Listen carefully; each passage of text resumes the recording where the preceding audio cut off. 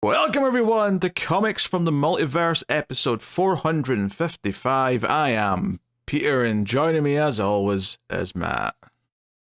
And I'm barely alive. Yeah, Matt, obviously we didn't have an episode last week because Matt was sick and couldn't even talk. Still not 100%, but he's here. Nope. He's looking somewhat alive. Let's just say that if I was in a zombie movie, I am not trustworthy. Like, I'm changing any moment right now. Yeah, so that was kind of a relative last minute thing last week. I assume Matt was hoping that it'd be fine to do it on Saturday, but then he messaged me on Saturday and said, "Hey, ain't happening today." So all of last week's books are also going to be this week.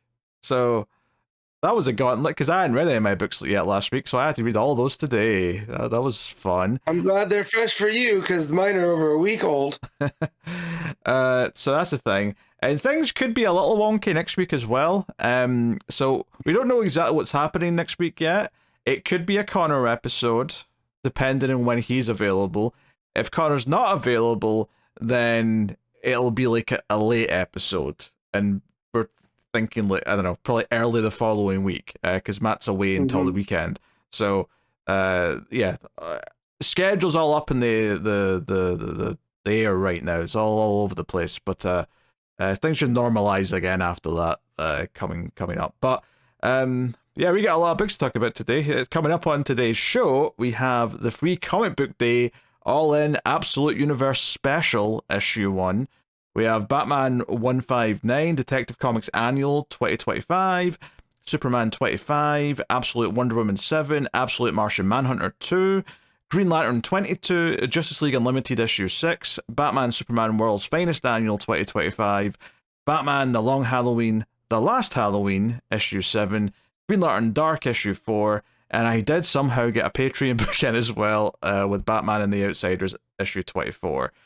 And even then I'm pushing one later than it should be, because the plan was to double up this week, but obviously with the double week of books, that became a bit, especially since I didn't remember about the Free Comic Book Day thing until like really late, because it's not out on the Wednesday with the other books. It always catches me off. Every year there's always this like moment on the day of the recording where I'm like, oh yeah, there's an extra thing to go read. But it's also the headlining thing, weirdly. It's the thing we're going to talk about first. But hey, whatever. We're here. Got a lot of books to talk about. We'll get into things and whatnot. And I don't know. I usually ask Matt how his week was. I feel like I know the answer, given... I mean, look, it's been up and down. So I WrestleMania week, right? Get sick. And then I go to work. I have to leave work sick one day. And then I start to rebound, and I feel great. And on Tuesday, a buddy asked if I want to go to a Golden Knights playoff game. So I go, and it's fantastic. And that was the last time I was truly happy. So they win the game, and then the immediate next day, which I believe what day was that? All time has lost meaning. I think that was a Tuesday. Since this last Wednesday, it has been a sheer decline. It's been up and down, but mostly down. That's rough. I don't even know what I had a lot of. I went to the movies twice this week for different things, so that was fun, I guess. What'd you see? I saw Sinners, and I also saw Until Dawn. Oh, okay. One of those I'm pleased I saw, the other one not so much. I will leave it up to the imagination of everyone to figure out which is which. But if you want full thoughts, you can check them out on Screams After Midnight, the horror movie podcast that I do with Tim. The Sinners review is up, and the Until Dawn one will be out next week. So you can go check out. Oh boy, I need to talk to Tim about Until Dawn. Ah, dear. I feel like he'll have some thoughts. But yes, welcome to the show, everyone. We're going to get wired into it. We got a lot of books to talk about, but of course we're not jumping straight to that. That would be crazy. We have to do the Kindle rankings, the list formerly known as the ComiXology Top 10. And Matt had an excellent question right before we started. He said to me, Peter, I hope that we do both weeks of the Kindle rankings and not just the new week. Do not do that. I just wanted to know which books to have in front of me to guess from. So I asked, are we doing last week's as well? Which didn't even occur to Pete. So again, I am my own worst enemy. Yeah, didn't even think of it, but I thought it was a great idea. And since little Matty wants it, little Matty will get it for his birthday, even though it's my birthday in like a week's time. But that still treats for Matt. Double thumbs up here. All right, so we're looking at last week first then. So we're looking at the Wednesday, the 23rd of April's books, which we're covering today as well for DC books. So Yes. What do you think number one is from that week, Matt? I'm going to guess Absolute Wonder Woman. Nope. Dang, is it Batman? It is Batman. Okay. The sad truth is I think Hush 2 is going to outsell most things now. What were we calling it again? Hatoosh? Hatoosh, yes. Hatoosh, yes. Hatoosh. Number 2 is Absolute Wonder Woman. Number 3 is One World Under Doom. Okay. Number 4 is Absolute Martian Manhunter, which is pretty good for that, I think. Number 5 is Justice League Unlimited. Number 6 is Amazing Spider-Man. Number 7 was X-Men. Number 8 is Predator versus Spider-Man. 9 is Superman. And 10 is Avengers. So, pretty healthy mix between the companies for last week. Now, admittedly, it is worth mentioning, we look at these rankings just because this is how they are as we're recording. It's possible they might have been a bit different had we done this at the regular time last week. We don't have any way of knowing that, but just worth clarifying that. Elsewhere, DC-wise, Last Days of Lex Luthor is 13, Green Lantern was 14, and that's kind of the biggie ones. Flash is down at number 20, which is maybe notable that we've both dropped that, and it's not selling well. I'm not saying we influenced it, I'm just saying we are, another example of maybe why it's at 20. One of our listeners hit me up on one of the social medias this week about reading Green Arrow, right? And I was like, but I read too much as is. And he goes, yeah, I know. I kind of figured when you dropped Flash, because that was like your gimmick, right? Guy's still reading Flash, so he's the reason that it's still charting, I guess. But yeah, apparently it's real rough still. This week's rankings, though, do you have a guess for number 1? I mean, are we counting the free comic book day because it's a free book? Right? No. Well, because that doesn't count as Wednesday. No. Oh, it doesn't count as Wednesday. Okay, so what else came out from the other companies? No, not a whole lot. I'm gonna just go the World's Finest Annual. That is incorrect. No. Yeah. Ultimate Spider-Man. That is correct. Ultimate Spider-Man. Boom. I didn't see it till it was too late. Number 1 this week. Number 2 is World's Finest Annual. 3 is the Detective Comics Annual. 4 is Fantastic Four. 5 is NYX. 6 is The Last Halloween. 7 is Godzilla vs. Spider-Man. 8 is Question All Along the Watchtower. 9 is Power Company Recharged Special. And then 10 is Void Rivals.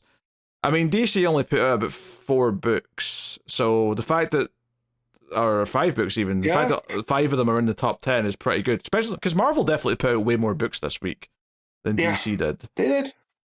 So, yeah, strange. Although, just to kind of show, I mean, admittedly, this might be less how poor single issues did this week and just how good Saga trades do. But Saga Volume 12, the paperback, well, the digital, you know what I mean, the digital 6-issue collection. The collection. That's number 12 for Wednesday. Normally, collections don't rank amongst the single issues because naturally the single issues sell a lot more in quantity. But, yeah, nice to see that still trucking. But, there you go. There's a couple of Kindle rankings for you. Yeah. Week 5s are always weird, but it is what it is. So, yeah. Well, I think we'll just get straight into the books then, because we do have quite a lot to them to get through. So we are looking at the Free Comic Book Day special, All In Absolute Universe, clunky title as per usual. Much like the All In special, they did kind of the two, halves, like the flip book kind of thing. Not that they're related to each other in any way. They don't like meet in the middle or anything. They're just two separate stories. But one's, main universe. It's a Superman tease for stuff that's going to go on in Superman Unlimited, and then the Absolute stuff's teasing. We don't even know where exactly it's teasing for. We just know it's going to be an Absolute thing this summer. Yeah, it was very, very amorphous, that back one, which but I liked it, so that's good. Amorphous but good. Have some thoughts about the Superman story, though. Yes. I'm just sort of glancing at. Obviously, this is Dan Slott writing, Raffaele Albuquerque on the art, which is interesting for Superman. It's definitely I don't want to say grittier, but there's definitely a more kind of styled touch to it versus what I typically think of when I think of Superman art. When I think of Albuquerque as well, it's very, very bright, right? Like we're used to the blues and the oranges, right? Like in American Vampire. Wait, Am I confusing people? Wait, you said it's normally bright? No. This is very bright compared to what I'm used to with Albuquerque. The sentence made it sound like you thought when you think of Albuquerque, you think of bright, and I'm like, no. What? No, no, the opposite. No. But this with Superman, and it's almost disorienting. So if that's what they're going for, great. Yeah, it definitely is weird. Yeah, so the setup of this is that Lois has been backed by the ex-wife of Morgan Edge, who's got all of his money, or at least half of his money, and is building a media empire and wants a Daily Planet to spearhead it because she wants truth. She wants false news to be beated out, and the Daily Planet to sort of lead that charge. Superman has to fly off to deal with a carjacking. There's a bit of comedy here because one of the carjackers thanks Superman for stopping a tornado or something in another city because his aunt lives there. It was Titano.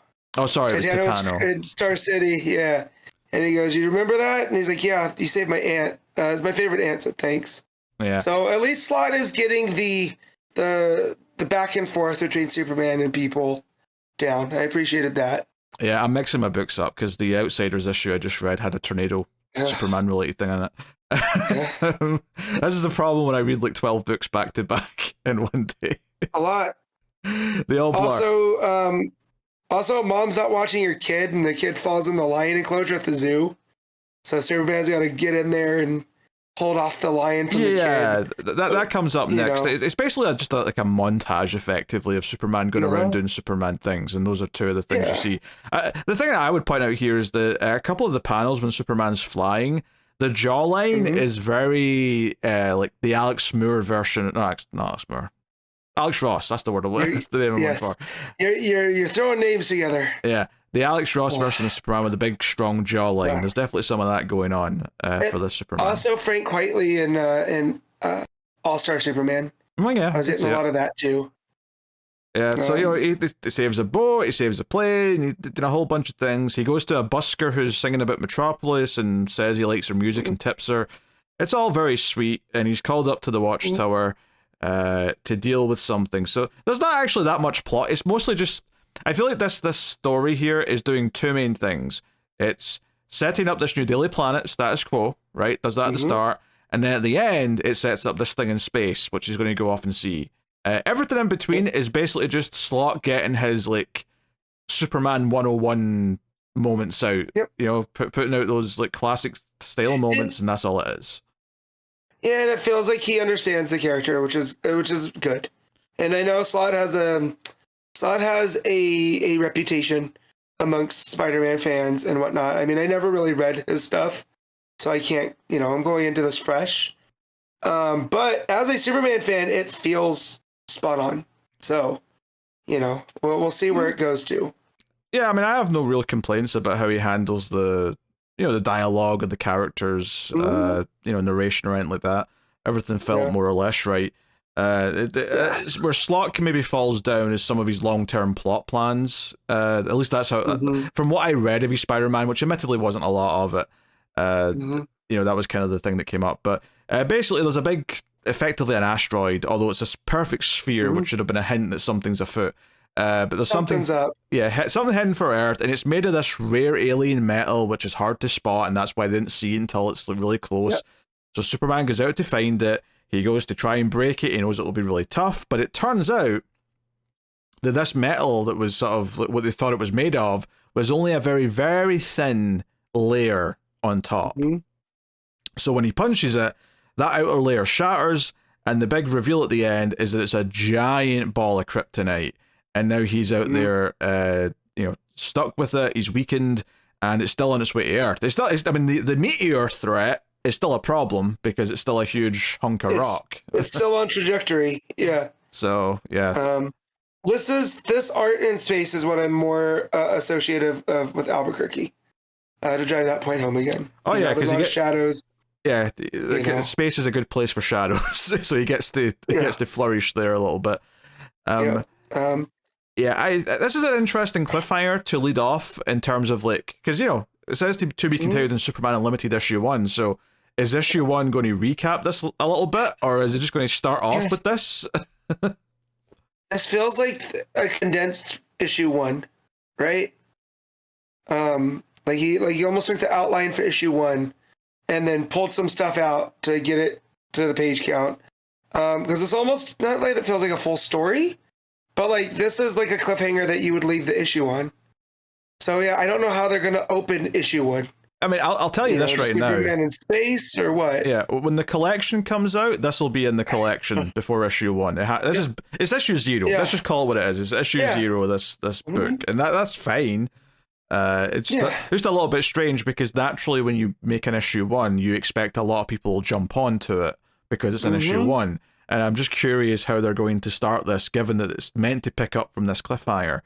But I mean, I suppose they could basically just put in the last 3 pages of this at the start. Yeah. Because that's all you need. You just need him go to the Watchtower and then those last 2 pages, and then boom, you're done. Mm-hmm. So. Yeah, and he mentions that the outer shell is made of Intertron, or Intertron, which is big in the Legion timeline, but it's not really known now. So again, there's something afoot. Superman realizing something right before it happens. Yeah. Before the shell, he cracks it and it's kryptonite behind there. So, no, very curious. It does seem like someone's done this intentionally. It feels too manufactured to just be a... Oh yeah, there's no spheres in nature, right? That's like a thing. Spheres are very man-made. So set my balls. Yeah.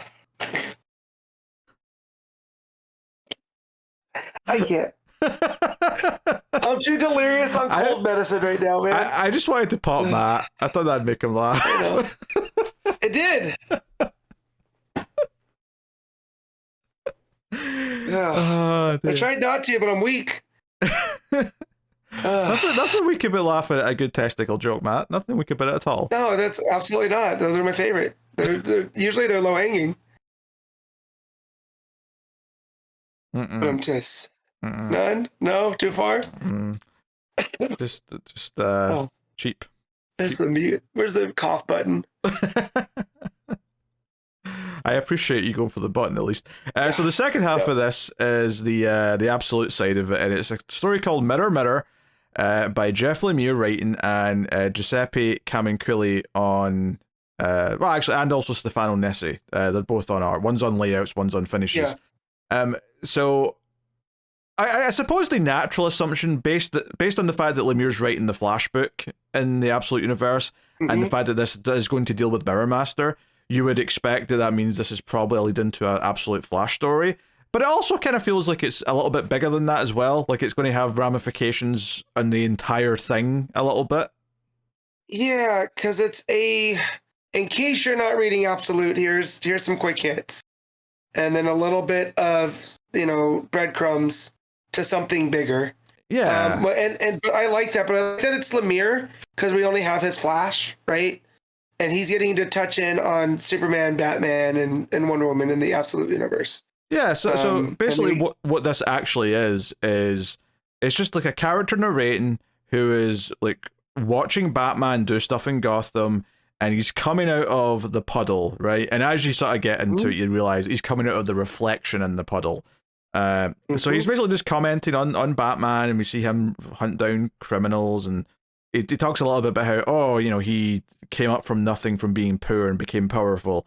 And then he's in Smallville, and he sees Superman destroying a tank, and he talks about this outsider, and, you know, him wanting to fix everything. And then he talks about Wonder Woman when he goes to Gateway City, and we see him in the reflection of the blade, you know, the big sword, and talks about how she's a warrior, and she's got magic, and how that's different. And then he kind of mentions, oh, there's others all over the universe, and we see, like, you know, this a glass shatter page of a little bit of Green Lantern in one corner, a little bit of Flash in the other, a little bit of Absolute Martian Manhunters even there. And it's basically just Mirror Master is tracking all these people, and he's got a big Omega symbol on his wall, and he's got the, you know, the murder board style string and photographs around it. He's basically trying to figure out what's going on in the universe and why all this is happening. But the big cliffhanger, so up until this last page, all this really was, hey, you're not reading the Absolute books, here's kind of a little tease of all of it, just to make you sort of be tempted to want to go try it. And then the final page is, out of the mirror comes the regular Mirror Master from our universe, because the one in this universe has got like a hood, and he's got goggles, and he looks very different. And then we see our Mirror Master, and he's like, hey, how about you show me your world and I'll show you mine. So it's kind of interesting that the first characters to start going between is going to be a villain, and in particular Mirror Master, which I guess with his power set, maybe that's why he can travel between these, is because he's going through the mirror dimensions and whatnot. And it keeps the Flash tradition of merging the two worlds, right? Because that's where the JSA and JLA first came together. That's true. The Flash of two worlds. So that keeps that going. Back to their murder board, there's a Helm of Fate down there, right? There is. And that's something that we haven't seen yet there. And also something about the Temple of the Fourth World. Yeah, there's a bunch of notes, post-it notes and stuff on the wall. There's who really is Lazarus? There's what is the Temple of the Fourth World? There's to what end the Omega Men? There is the beginning is the end. There's who is the White Martian? More on that on Absolute Martian Manhunter later.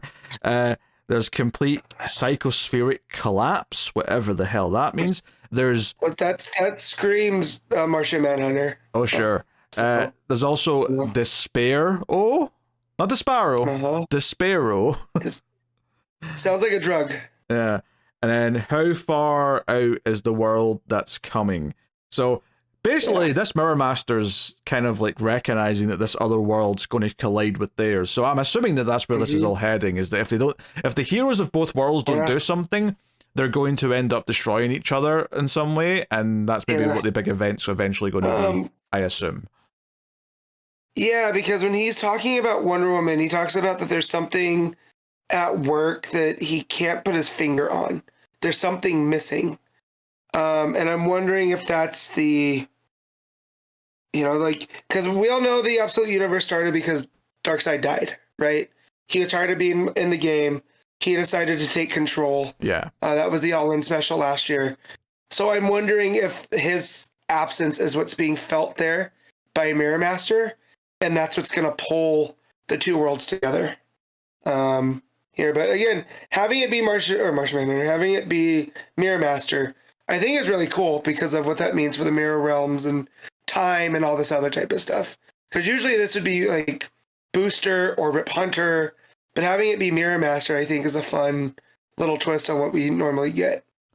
Yeah, and Mirror Master notably was not on the Rogues that we've seen so far in Absolute Flash. Maybe he'll pop up there later, but like as of yet, we have not seen him in that book with the rest of that team. So curious to see where they go with all this stuff. But I mean, this Absolute half definitely felt like the part that was teasing big stuff, because it's kind of starting to say, hey, these two worlds are going to become aware of each other, and who knows how many characters will start mingling between them before we get the big characters, before we get Batman meets Batman and Superman meets Superman and so on and so on.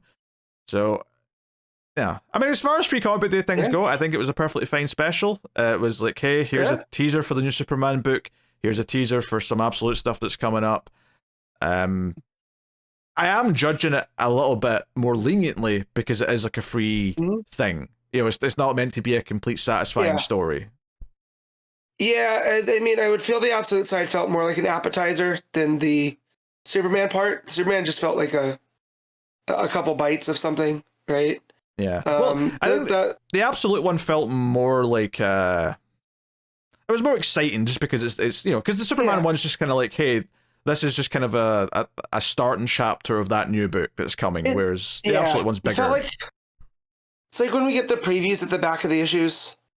That felt like an extended preview. Whereas the Absolute book felt like this is actual almost like a teaser for things more properly. And it's nice to be excited about Lemire, right? Because we're not big on his JSA right now. So knowing that there's still some stuff in there, let him get all the bad stuff out with JSA, I guess. I mean, I wish that wasn't the case, but no, I know, but I mean the fact that you were. Because I didn't know how you felt about this, but I was very excited. So to see that we lined up on the Absolute part is a nice feeling. Oh yeah, the Absolute universe in general has not really let me down yet. I mean, obviously there's degrees of good in it and great, but it's not let me down yet. I would say, and I'm not mad at this yet either. So yeah, but it's a weird thing. Obviously it's free, so everyone should check it out regardless, because why not? But yeah, I don't think we'll rate this one. I also don't think we'll include it in the rankings at the end, because it is kind of a weird thing. So we'll just leave it separate. But obviously we had to talk about it and kind of talk about what it's teasing, what's coming, and whatnot. So yes. Now I didn't read it first, of course, which is interesting, and I'm glad I didn't. Now, to be fair, when I say I didn't read it first, what I mean by that is that I read it after Superman, which most people would have done because Superman was the last week comic. It just so happened that I could have read them the other way around, and I'm glad I didn't for one reason, which I won't say now because it's a spoiler for that issue of Superman. But it did feel like this Superman story set after what just happened in Superman last week, is what I'll say. Yeah. So, but anyway, all right. Batman 159, Legacy number 924, Jeph Loeb writing with Jim Lee on the art. Hattush is continuing from its first part. Now, I wasn't that positive, but I was kind of lenient on the first issue of this. I thought, there was some nostalgia here. I kind of like how old school it feels. It feels of an era that I kind of started in comics and all that. I will say my positive thoughts are a lot more diminished with the second part. Brother, let me take you back to last week where I'm trying to get through books because I'm planning on doing the show. First thing, download my books. I go to read this one to get it out the way. First thing I see is Dead Wayne's, and I'm about ready to throw my iPad. And I'm like, not the Loeb. You come on, man. All the Batman you've written, we got to touch on this again. So I mean, not just that. Yeah. I mean, we start off with the crime alley sign, and then the flashback panel of Wayne next to the dead parents, and it's like, okay, we're doing this. I mean, honestly, like this entire issue, because obviously the whole thing with Joker being left for dead. Yep. Last issue, Batman just had to let him die. Obviously, he's not going to. So he's transported him to Leslie Tompkins, right? And it shows you that she's the one who found Bruce back in the alley when he was a kid. Sure. I mean, I'm pretty sure that's not usually what happened, but whatever, fine. I'll accept it. And then I'm going off of the stuff that we just did in Patron Saint, Tom Taylor. Thank you. My brain is not working. Detective. In Tom Taylor's detective run, where Leslie was a close friend of the Waynes, like took Martha out shopping for that perfume. Yes. Yet she's just running this clinic outside where they got shot. Again, consistency, Loeb. Yes, and come on, man. Bruce doesn't know who she. He says that like the woman who he didn't know at the time found him. Yep. And yeah, that just feels like editorial, just not wanting to tell Loeb that he can't do something, so they just kind of let it slide. That's what that feels like to me. Yeah, at the end of the day, it doesn't matter, but it matters to me. Damn it, because I'm enjoying that Detective Comics run. Oh yeah, I'm going to remember that run more fondly than Hattush. I'll tell you that. Oh god damn! Shirtless Joker too many times in this issue. So yeah, it's also going to remember. She's working on Joker, and she's like saying why this is a terrible idea. You should go to a hospital, but Batman's like, no one will give him the care because everyone just wants to see him dead. Blah blah blah. It's like, okay, fine, whatever, we're doing this. So we spend a lot of pages on her doubting herself and, you know, critiquing him for bringing him here and yada yada. And Batman kind of sits in the chair and he falls asleep and he's like having these like nightmare visions of the Joker and whatnot. Very much Tim Burton's Batman here. I was getting the vibe with the fedora and the big smile from underneath. You know, I mean, I think Killing Joke when I see that, not Tim Burton, but I can see what you're saying. I mean, but you see what I'm saying? It's the angle from underneath, with where you see the smile first under the brim. But yeah, definitely nightmarish.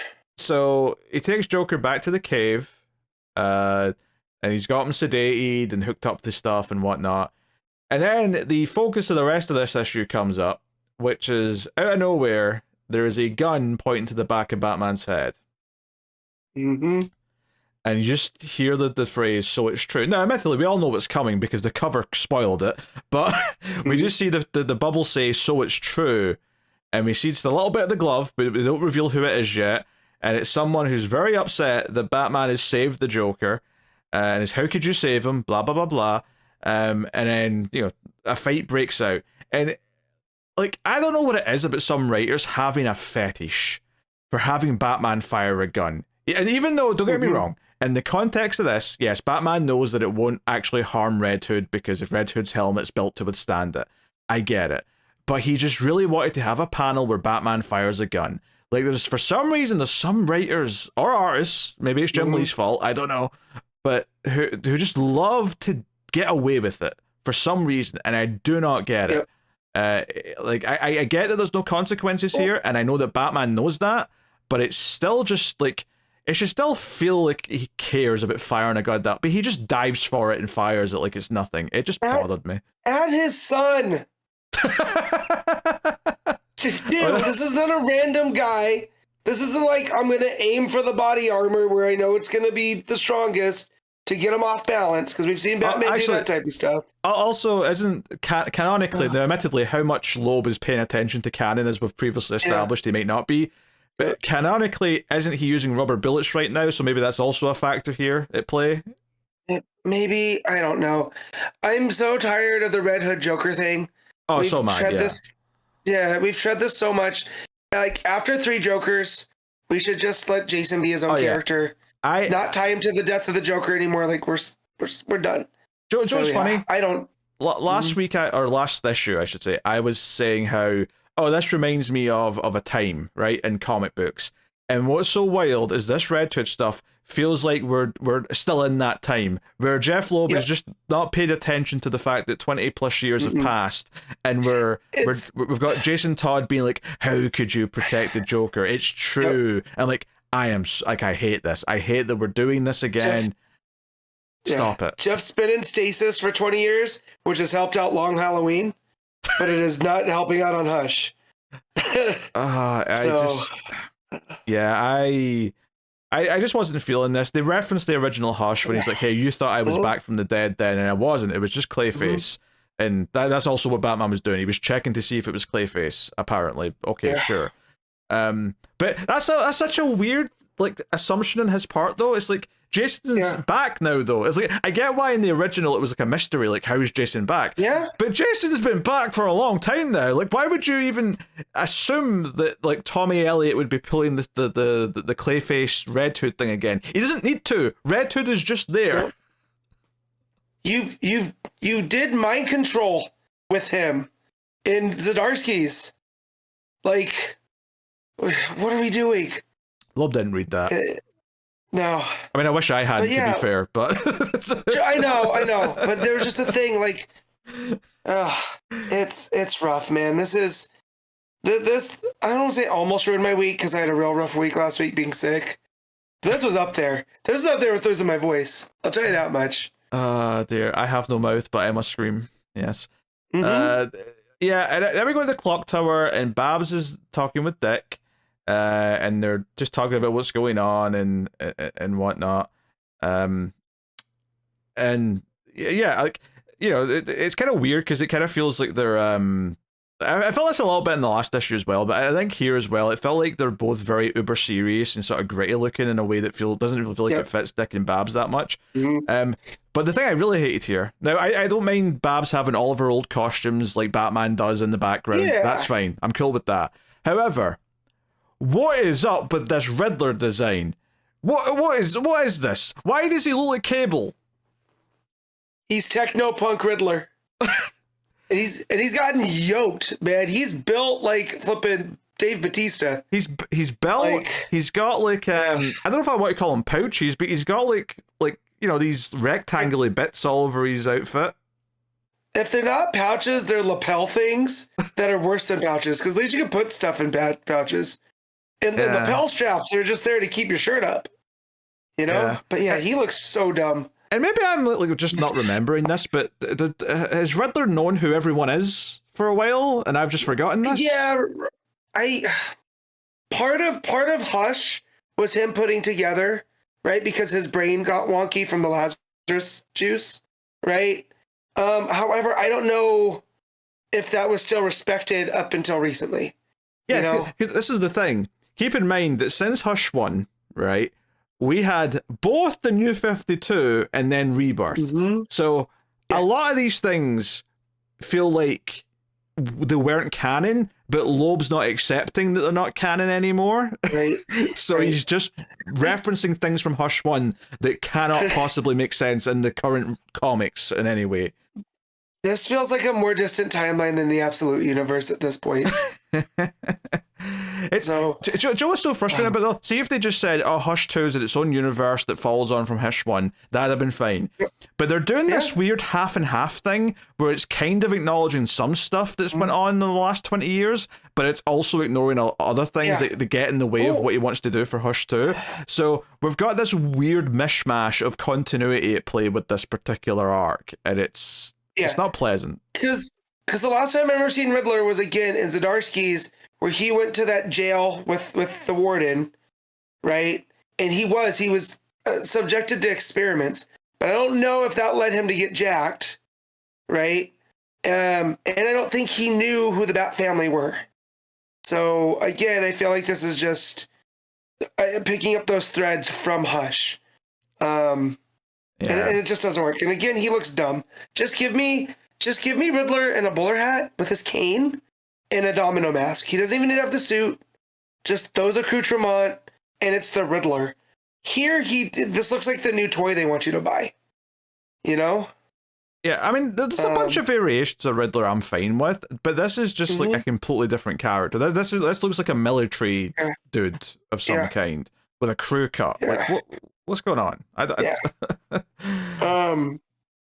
And just again, Babs sitting in her clock tower in her full suit. I said this last issue. It's just weird. Because why is she just dressed up as Batgirl if she's just on monitor duty?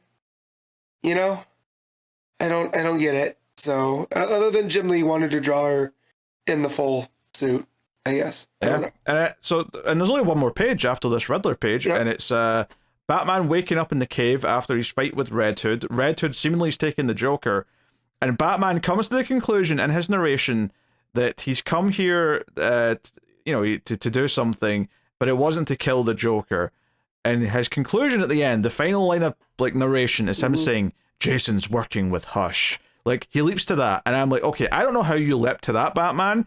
If it's true, I'm not interested, and if it's not true, then I'm also annoyed that we wasted a cliffhanger on this. So, yeah. But to what end?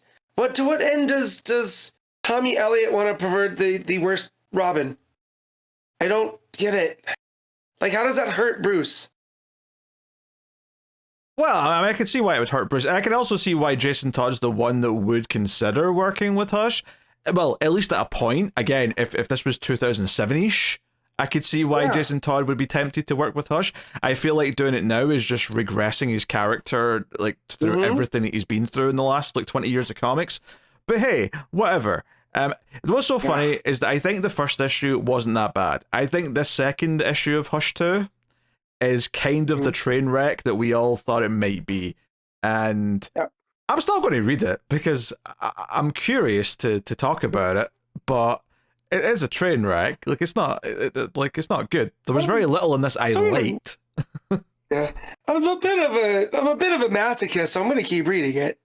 Oh, we know you're a masochist, Matt. That's yes. No, I was doing your voice. Yeah, but you're not allowed to drop it. I have to say. Yeah, I know. If I wasn't allowed to drop the Zdarsky one, what do you think? Think I could get this one? Besides, it's only like another 4 issues before a new run anyway. Yeah, and then we're getting Fraction, so I just have to pick it up again anyways. Yeah. You know. But yeah, no, this was bad. Like again, this I don't want to say it ruined my week, but it helped. Just looking back at it now, after we've done talking about all of it, we had flashback to the Wayne murders, we had Crime Alley, we had Jason Todd being butthurt about the Joker again, and then we had military crew cut, new outfit Riddler. Oh. Didn't like any of that. So, yeah. So, real quick, if you're on Lego Comic Geeks, you can go down and read reviews. And sometimes there's like little fun quips.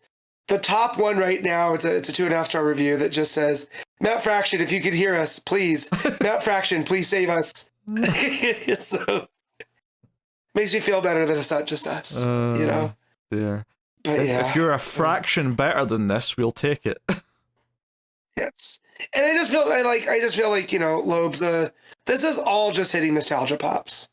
I feel that's the only reason this exists. I don't think that there was any better idea that like Loeb had been sitting on this, because at least I feel with the Long Halloween, it's being this homage to Tim Sale, and I definitely feel like this is something he had planned in the long run. What? Hush 2 just feels like he's throwing stuff together.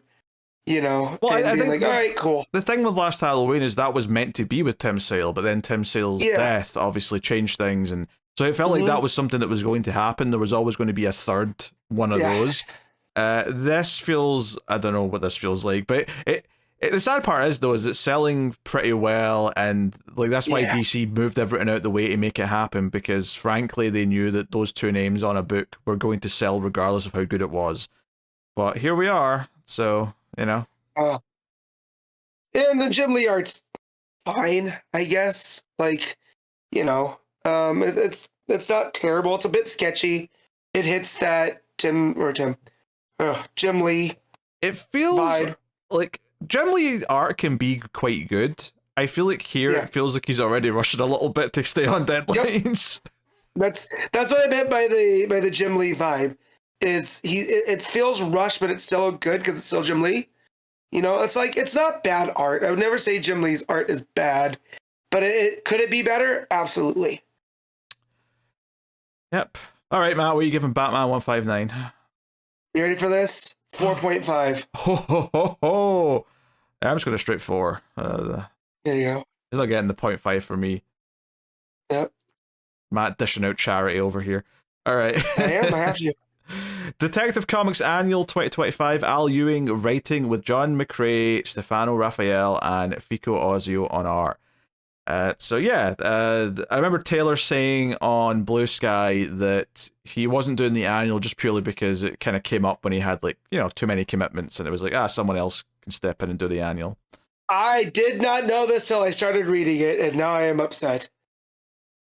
So did you not like for not checking Blue Sky? Yeah, did you not like the Al Ewing story? It's not that I didn't like it, but I was expecting a Tom Taylor story, and then I opened it and it wasn't Tom Taylor. And I don't mind Al Ewing, you know. This story not my cup of tea when it comes to Batman, but there's nothing actually wrong with it. It's just not to my taste, you know. But yeah, not knowing it was Tom Taylor before, that's on me. I should have been checking things. But yeah, it was definitely a surprise when I opened it up to read it this morning. Yeah, so it's told in 3 parts, Act 1, 2, and 3. Each act's got a different artist. I think the opening part I quite liked. I thought it was kind of an interesting idea, which is Batman is lured to a penthouse apartment because the music that's coming from it is a signal that's actually in Morse code that's saying Batman. So he's like, okay, someone's singing my song. And he goes to the house, and there's like a dead body there. The person who owned this apartment, this big fancy rich apartment, is dead with a knife in his back. and he's written in blood on the floor, "Batman, do not solve my murder." And it's like, okay, intriguing. And then this first story is all about how he goes through the house and finds out that it's like super fancy. There's a bunch of automated stuff. Like he has to say man cave on to like activate the big TV and the video game system, and the kitchen's got automated things. The library's actually just big screens where the books appear on the walls. It's all super high tech, and Batman comments on how expensive the floating video game controller that just gravitates to your hand must cost. He says it's the same tech that's in the Trickster's boots. So It's like, okay. And it was even a reference to Sherlock Holmes, because he brings up Arthur Conan Doyle's Study in Scarlet. So, it's Al Ewing's playing his influences on his sleeve a little bit. But when he goes to the kitchen again and he realizes the knives have the same thing going on, the knives all start trying to kill him. And it becomes clear that whoever did this didn't come into the apartment. They just used the tech and the appliances, or in the knife in this case, to just like stab the guy in the back. And that was it. But there's like these books there called How to End the Universe, where there's like a bunch of pages ripped out. And that sets him off into Act 2, where he goes to see a doctor. The art changes to a much scratchier style. Which I don't dislike any of the art in this book. The only problem is they're all so different from each other. You get whiplash when you change from one to the other. I particularly like this middle section's art, I think, the most, because it fits kind of the tone of the story. It's moody. Here, where it almost feels like an old Vertigo story. Oh, sure, yeah. It's that moody. Batman's happen to be popping into. So... Yeah, and basically he finds out from this doctor, talks about this guy who wrote this book, and it basically like he gets like sidetracked with like some ghosts basically in a cemetery, which honestly did feel like a bit of a tangent just to put something in the middle of the book, which gets wrapped up and it's kind of whatever. But he gets to the proof of the book, the original copy that had these pages in it. And effectively what it turns out is that the guy who wrote this book basically talked about how you could use math to just completely destroy the universe using certain frequencies or whatever. And he got scared and ripped out all these pages out of all the copies because he realized that when he wrote this book, it was impossible to do. Like the math was so complex that no one could do it. There was no machines that could do it. But, flash forward to present day, he's older. Oh, shit. Computers exist now that could probably do this, so you could probably ruin the entire universe if you wanted to. And the guy that said "Don't solve my murder," he was a futurist type. He wanted to push technology. He was one of these big thinkers, and so he's thinking that maybe he didn't want that to befall the universe, right? That because of math, it being undone. So this is all just a ploy that it kind of ends with him. Yeah. And eventually it kind of leads to whoever's doing this, the bad guy who's now kidnapped the doctor. We've changed art again, and they are still pretty good, but again very different. And it's a whole thing. I think for me, it is a book that gets worse as it goes, because I think the concept's so interesting in that first part, and then the art's really cool and the mood's really cool in that second part, and finding out about this math, these equations that could end the world, and that's what this guy was trying to stop anyone from seeing. I think that was an interesting plot direction. And then the last direction, though, where you've just got kind of the maniacal madman who's behind it, like holding someone hostage, is a bit more generic, and I thought that was less intriguing. The secret partner of not secret, but the guy that died, Morse, he had a partner, and he was the business side of things, because he was too much of a futurist. He couldn't see the business, and now that he has this, he'll be, he can undo the universe and reshape it his own way. And I was just like, I don't know, man, this seems pretty big for a Batman story. A guy trying to unmake the universe to remake it. But okay, Al Ewing. I mean, I'm okay with that. I'm okay with Batman stumbling into this, and this is why this guy was desperate for Batman not to investigate it, because it's better left buried. Because it turns out that the bad guy wanted Batman to because he couldn't find these missing pages, but Batman's the world's greatest detective. He'll be able to find them, so he'll set up a crime scene so captivating that Batman has to look into it. That was the whole idea. It's a very Sherlock Holmes style story, and I'm okay with all of that. I think that stuff is mostly fun. I just think it gets a little bit generic when we get to the actual bad guy at the end, because he's just kind of whatever. But Overall, as an annual though, I thought it was pretty solid. Like, I mean, I tend to be a little lukewarm in annuals in general, just because I tend to the ones that aren't connected to the ongoing arc, just because they feel like filler. They feel like, oh, it's just to do a story. Now, you could have a great one shot, you can, but I would say I would say 4 times out of 5 they're kind of just whatever, if not bad. Yeah. And then that 1 time out of 5 they're kind of a great like one shot. I think this is verging more in that 1 out of 5 territory in a good way than it is the other 4. Yeah, it almost gets there. Like you said, it doesn't quite stick the landing. You know, everything else is way more interesting in the build-up than the reveal. Yeah. So, because it ends up ending with a time bubble, where Batman ends up giving him just 1 page of the 4, and that ends up creating this, you know, piece of it, and it stops him and it traps him in this essentially time bubble, which only made me think of, oh, is this the technology that the Legion's going to use for a time sphere later down the line? You know, it's very similar. Yeah, so, but that's all. Batman also perfectly replicating Morse's voice to use the things in the manor or in the mansion.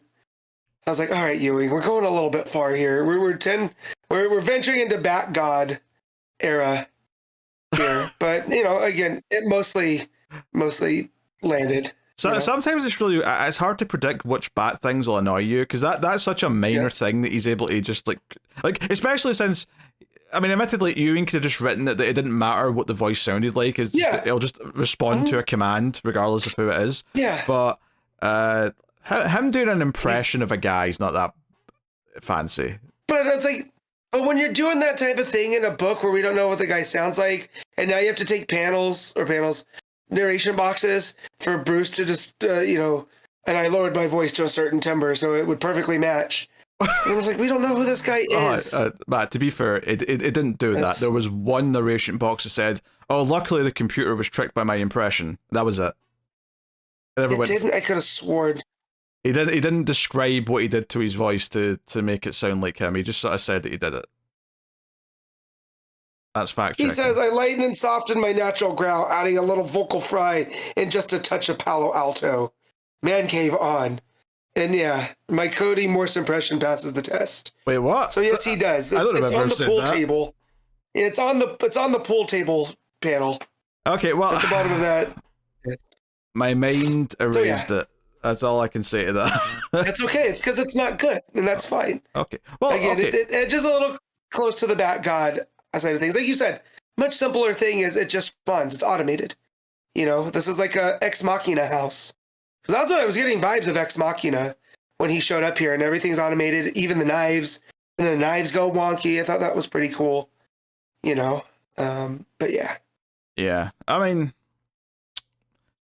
it's still only 2 boxes of narration. Like, and I don't think the panels would change if you did change like the fact that he didn't have to disguise his voice. I still think you'd have the exact same 2 panels of art when he says, you know, turn on. So yeah, I don't know. I mean, did you like the running joke that when he was in England for the middle part of the story that everyone kept offering him tea? Yes, I thought that was funny. Is Al Ewing from England? I don't know. He might be. Or is this? So is he like doing a self-own, or is he poking fun? You know, let's see. I have no idea. Google the man. I don't know anything about Al Ewing as the man. I just know I like his Hulk run. His Hulk run's good, yes. But no. Again, from the stuff in Vertigo that I've read, the sorcerer type guy that he's fighting, and the fact that the person that usually fights him is stuck on the train or something. What was it? Yeah. Al Ewing is British, by the way. Okay, so there we go. So it was a bit of a him taking the piss out a little bit. I don't think he's taking the piss. I think he, like a lot of British people, are very oddly proud of liking tea. I don't really care about it, but some people really love to talk about how much they love tea. All I know is Connor told me I don't drink tea right because I let it cool down. So you might be onto something. Hey, Matt, I let it cool down too. It's too hot when you first make it. Brother, I don't want to deal. I drink hot coffee all the time. I let that cool down too. So, you know, it's just common sense. I also guarantee Connor would be horrified at how weak I have tea, because I dumped the tea bag twice, and then it's gone. Like, it's out of there. Oh, Pete. No way, that's such a waste. I'm getting my money's worth out of it. No. That stuff's soaked. To be fair, I drink tea like once every 2 years. I don't really care about tea. But if I am going to have tea, then it's going to be weak. Gotcha. But yeah, just really the guy that normally fights Mr. Mystic, who's the villain from the middle part, is stuck on the train from London. So that's why Batman gets in. I thought that was funny as well. Just these little, character pieces, and just Batman with his cowl and the tendrils up against that big brick gate. Just the setting was very funny. But yeah, again, it was fine. When I say that I was upset, it was just the, there are little annoying things here and there, but it wasn't a bad read. Yeah, I think as far as annuals go, I think it was solid enough. Yeah. But, did you read the second story? I did not, because I had a lot of books to read, so I just said no, I'm not going to. No, that's fine.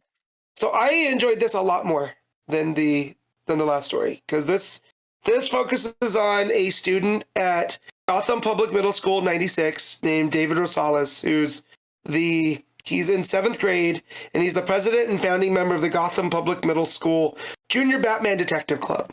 And kids at the school are having fear gas-like symptoms. They're having seizures and hallucinations of stuff that's not there. So he stays after school and does some digging and ends up getting locked into a closet because he thinks that, or he had read that before the school was built, it was used as a lab and hideout for the Scarecrow. So there must be some residual fear toxin stuff going on. And he ends up getting locked in one of the custodial closets. And Batman ends up finding him there because there's been enough events of these kids getting sick that it's hit Batman's radar that he has to investigate. So these two end up teaming up, and they come to find out that it is all just residual fear toxin kind of in the ground, and it's making its way through the vent system. But it ends up being Batman coaching this kid up and realizing that, this kid's kind of awkward. He's not like the other kids, and that him helping Batman has made his entire week. So it was this nice little lighthearted story of Bruce, encouraging this kid to keep it up, and eventually, he tells him, I was kind of like you when I was your age, and I was very awkward, but as you get older, your friends will start accepting that side of you. And I just kind of laughed because, of course, the rest of the Justice League thinks that Bruce is a bit awkward and stilted, and he ends up giving yeah. Well, they do accept him. They're still his friend. But he's like, those part of you will make your personality, and they'll accept you if they're your real friends. And he ends up giving him a ride home in the Batmobile. So just a fun little light story of him investigating a fear toxin at a school that if they did like a young adult Batman story like this, as a backup, I would very much enjoy it. Like having Fialkov do these kind of more lighthearted stories with Batman, I think always helps.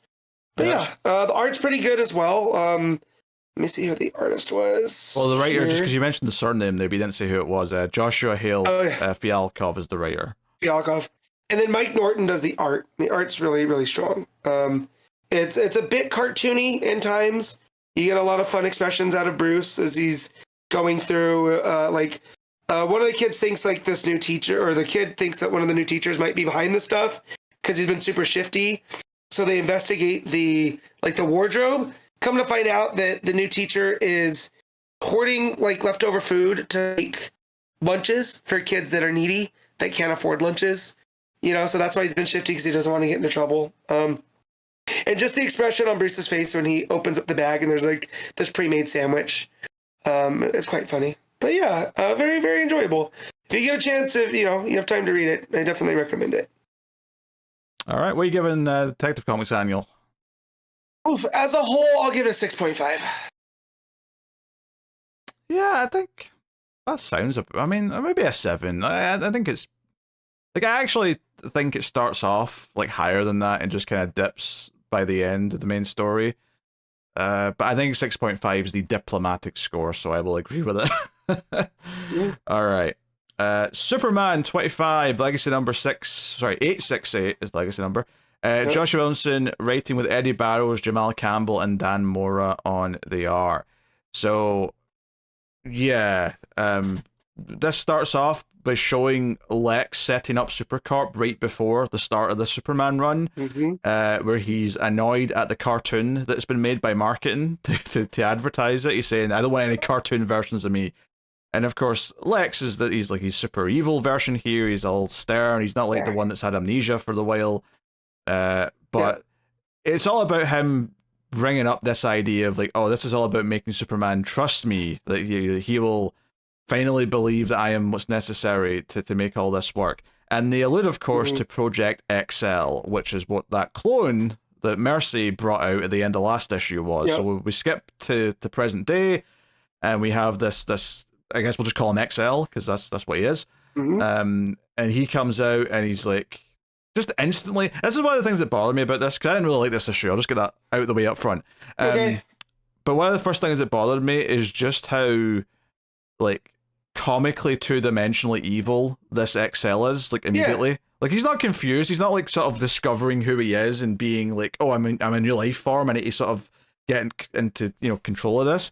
He's just immediately like super evil Lex. And I love that he's like, I remember Superman. My hatred of him. He stole the love of Metropolis from me. And I was like, oh, okay, this guy's a bizarro.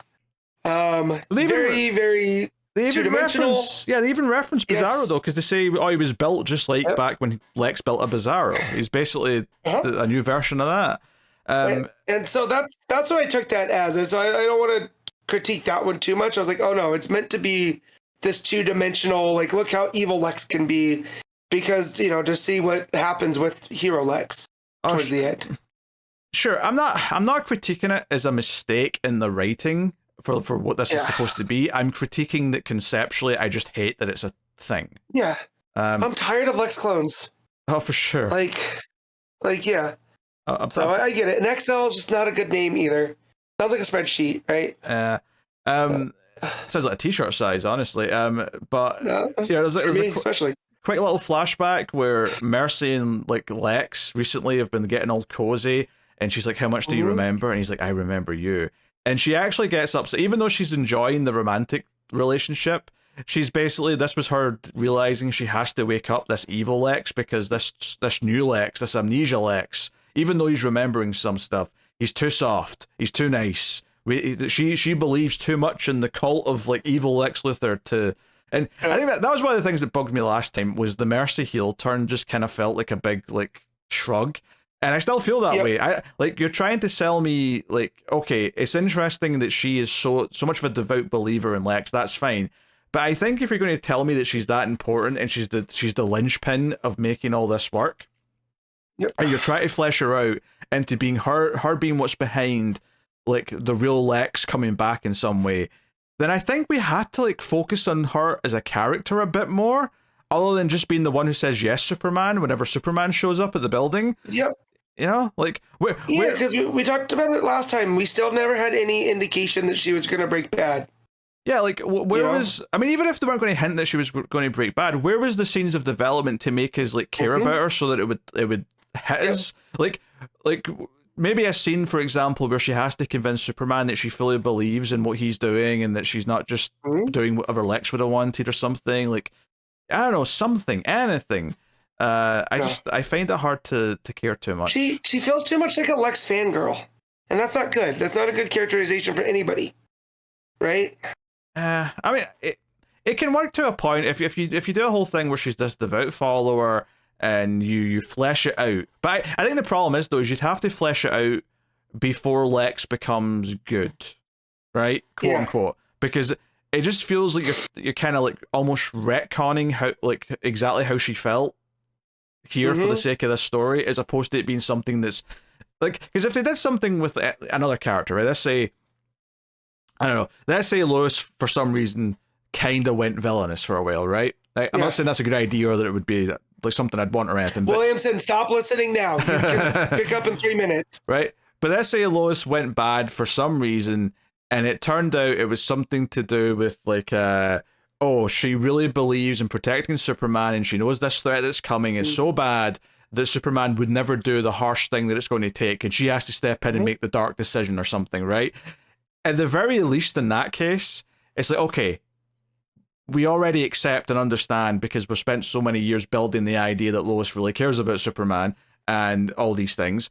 But Mercy, for the most part, for Lex, has just been the assistant red shirt, right? She's not really been a character per se.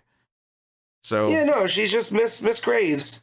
You know, bring this up. Hey, you said she's just the assistant. And I mean, Williamson did give her more to do, but it was always like that for Superman now. Yeah, pretty much. Instead of Lex. So it's not much to work on. She just said what the company was doing, or she gave like Superman like directions places or whatever. Like it was always just kind of in that capacity. And if you at least teased that she was up to something, like an arc ago or something, 2 arcs ago maybe, I don't know. Or here, even better actually, show us the scene. Like, see this scene that we got, the little flashback? Give us that first. Give us the moment where she clearly starts to think, oh, this new Lex isn't a good idea. Yep. And then when she pulls out the evil Lex, at the very least, we're like, okay, they just set this up. They set up that she thinks that this improved quote-unquote Lex isn't to her liking because he doesn't have the edge that Lex once had. That'd be something. Anyway, fighting happens. You know, what else is there to say? Good Lex, quote-unquote, or real Lex, I suppose we'll say, is being taken to Stryker's Island, and he's like, I need to go help, blah, blah, blah, blah. And then Marilyn Moonlight shows up. Remember her, everyone? Yeah, guys, remember she rode the Moon Horse. Yes. And she was from the Old West, but we haven't seen her in like a year. So yeah. It genuinely may be over a year, because it's been a while. But she's like, hey, Luthor, I'm here for you. And he's like, hey, I will pay for whatever crimes you deem that I need to, but I need to go help Superman, so give me a ride. So yeah, fighting happens. You know, Lois and Clark are both trying to deal with them.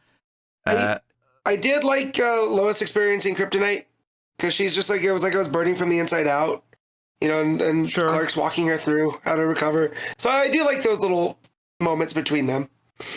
Lex, you know, confronts XL, puts on his armor, they have their fight, whatever. And it even starts sounding like Bizarro, where he says, me feel great, and stuff like that. Because Lex hits him with like a wave that he knew would affect him because of the Bizarro stuff that he's done before. Anyway, he tries to talk XL out of doing bad stuff. Doesn't go well, obviously, as you'd expect. And all of this builds up to Lex ultimately basically making the tough choice and like saying he has to kill this XL, which Superman and co aren't very pleased with. But he just blasts his head off. Superman says, Luthor, no, and shouts out. It's a whole thing. Obviously, Lena's watching all this, and she's horrified of what her dad's done. And it feels like this is setting back any relationship that might have developed between Lex and Superman, even though Lex has kind of done it for a good reason, ultimately. Obviously, the debate is that he just went to lethal means when he didn't have to. But, you know, honestly, this entire amnesia plot with Lex was something that I always kind of kept at arm's length, because I just truly never believed it was going to lead to meaningful long-term change, and that it was going to be reset by the end of the run.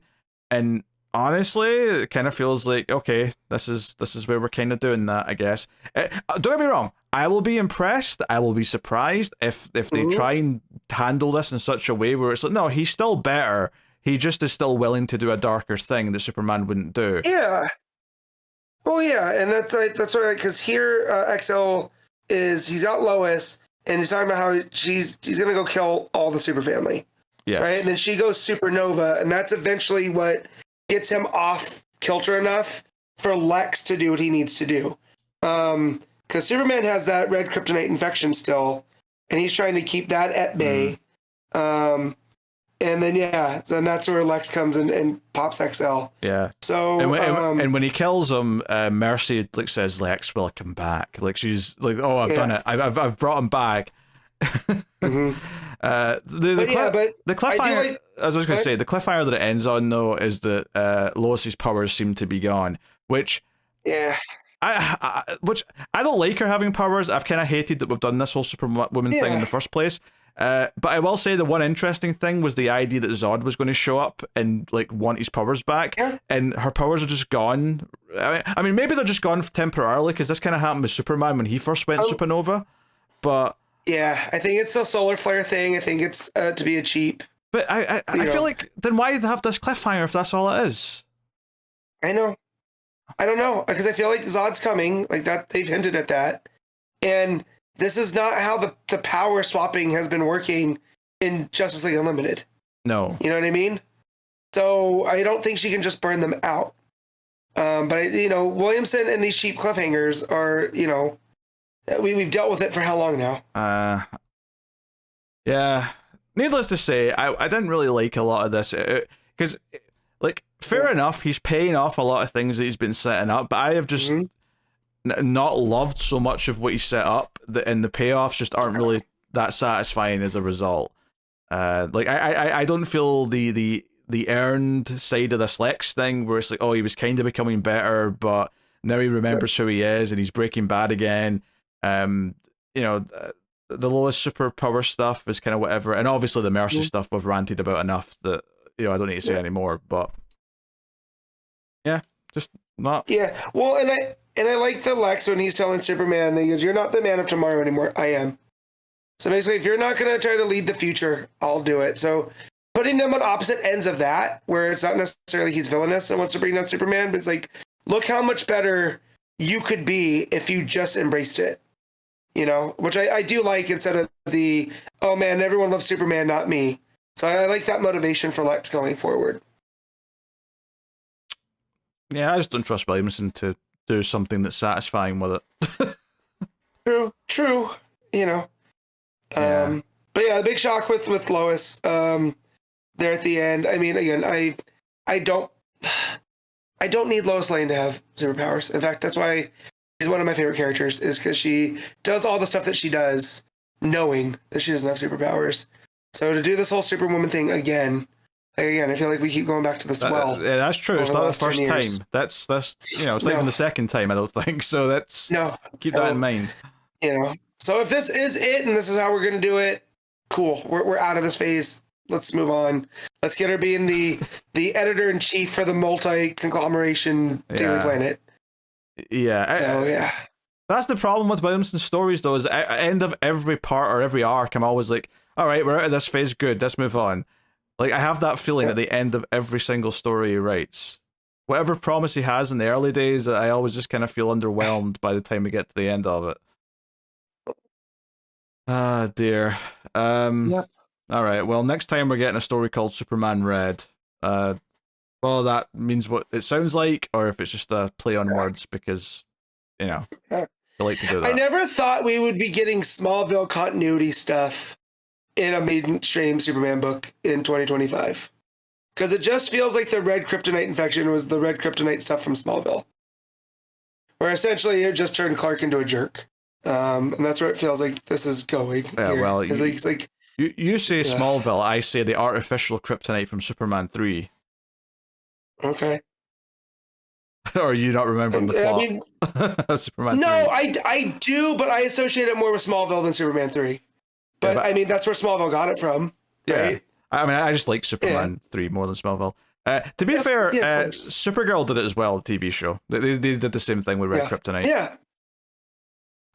So, which in the comics, it's more traditionally a wild card. You never really know what the Red Kryptonite radiation is going to do. So, them streamlining it a little bit, it's not terrible, but we don't need more colors of Kryptonite either. So. Yeah, I don't hate that interpretation of Red Kryptonite. If anything, I kind of like it more because the whole unpredictable, it can do anything thing is just a bit whatever to me. I don't know. Yeah, it screams too much Silver Age. We're like, hey, we need Superman to turn into a rabbit. What can we do? Red Kryptonite. And it's like, okay, it's Red Kryptonite effects. But yeah, the lowers the inhibitions, lets him, almost as if Superman's getting a little bit drunk. Kind of vibe where he's letting the bad side through, But if we see that's where this is going to go, with Superman Red, we'll have angsty, moody Clark, and then I'll be mad about that instead of this. Yeah, thoroughly underwhelmed. Matt, what are you giving Superman? I'm gonna give this a 7, and that's on a lot of the strength of the art, because I do think that the Barrows, Campbell, and Mora combo for art is pretty strong. I think the art looks pretty good. Stories, what else? But Yeah. Obviously, the art does change quite a bit because it's cycling through the various artists. Yeah, I'm going like a 5.5. 7's way too generous for me. How I feel about that story. All right. Absolute Wonder Woman issue 7. Kelly Thompson writing with Mattia de Iulis on the art. So this is the second part of the two-parter. Before we get back to the regular artist, and it's the tiger and the lady, or the door and the tiger, whatever the story's called. Yeah, so it's basically Wonder Woman outsmarting, or I say outsmarting. It's Wonder Woman kind of revealing that she's already pulled a Batman, and she's prepared somewhat for this situation that she's now in, because as a child she went to Persephone, or Persephone came to her, perhaps is more accurate. Persephone came to her, yeah, because Persephone is Hades' wife, queen of the underworld, and so because she's on this island of hell, she can appear to Diana, and she appears with this tree, and all of Diana's compassion is kind of drawn to her, is how I took it, right? There's like there's this being of positive energy somewhere in hell, and so Persephone appears to her. Yeah, and probably one of the only positive forces in hell, because it's hell. So so Diana's fighting this what do we call it? It's a chimera, which is traditionally part ram, part lion, part snake thing. But this just looks like a monster with a tiger monster with a snake tail and and ram horns. It looks metal as hell. Yeah, so she's fighting that as Hades and Persephone are having a chat about what's going on, and they're he's mocking Cersei as well. And there's also constant little flashbacks, and that's kind of the thrust of the issue, is that we see Cersei looking for guidance, from the gods, and then she ends up reading Diana this Lady and the Tiger story about this prince who is kind of caught as being like the lover of the princess, and her dad's like, hey, you have to go and pick one of these doors, and behind one door is another woman that you'll spend the rest of your life with, and behind the other door is a tiger which will kill you. And the princess is like, hey, don't worry, I'll find out which door's which, and I'll give you a hint, I'll nod at which door you should go through. And the rub is that she later finds out that the woman who's waiting behind the door is someone who she's jealous of, because it's someone that this guy used to be with in the past. So she's faced with this choice of either saving him, but putting him with someone else for the rest of his life, and she won't be able to see him, or killing him. And it's so it's like, oh, is she going to be like selfish and like rather he die than her feel this jealousy and pain? Or is she going to make the difficult choice of letting him go? And this is something that young Diana, is like, oh, this is an awful story. Why would she even consider the bad thing? That's awful. This is terrible. Why would we make anybody do this? And so it definitely shows her sense of justice even at that early age. Yeah. And she gets the story as she's growing up again, but she's never told an ending, because it just kind of ends with them reaching for the door. So you never find out if the princess chose the good door or the bad door. But it's this idea that she at the end of the story, it turns out because of these seeds that Persephone gave her, when she chooses to be banished from hell forever, and this is her path out of hell for good, these seeds have got like a rule in them, because it's the same thing that binds Persephone to hell with Hades, and that is that for each seed that she consumed, she has to like return to hell every year for a month. So because she took one seed, it's like, okay, I'm banished from hell, except because of your own rules with these seeds, I have to come back for 1 month every year. So she's still going to get to see Cersei every year for a visit. So it's like, okay. And Hades is pissed, because he's like, well, either I break my own rules with these seeds to stop this, or I have to accept that she's outsmarted me. because you know the story of Persephone and Hades, right? No, I do not. Is that so? So Persephone was I believe, the daughter of Hestia, and so she gets tricked in going to hell, and then she can't leave, right? So she doesn't want this to befall anybody else. So the Greeks used it as an excuse why there's winter, right? So Persephone was like this goddess of spring and whatever, and summer. So then the fall and the winter comes. That's where she has to go to hell and spend half of the year with Hades. So then she can return in the spring and the summer. So the fact that Kelly Thompson uses that part of the mythology here to do that with Diana going to hell and visiting her mom and all this other stuff. I really love what she's doing with the Greek myths here in the Absolute Universe. Yeah, honestly, my favorite part of the whole thing is when she's winning the fight and she has the chimera by the neck and she's like, call this off, don't make me kill this creature. And Hades is like, no. She basically just starts talking back to him and like being defiant. And she's like, okay, I'm going to have to do this because you're forcing me to. And she's like, forgive me to the thing. But she just turns to Hades and is like, Hades, you're no god, no lord. You're a warden of a prison and nothing more. And this just pisses Hades off. And he's like, you dare? And she's like, I do. Like, her just like standing up to Hades and like having the big balls, honestly, was really satisfying. And it was definitely the part of the book that I enjoyed the most this week. Oh yeah, for sure. And it just also shows her it shows us her dynamic with the gods, right? Because this is the first time we're seeing them. Like, she's fought the Tetracide, and she turned into a Medusa, into a Gorgon, and now between Prometheus last issue, right, and now how she dealt with Hades, I only assume what her relationship with Zeus is going to end up being like.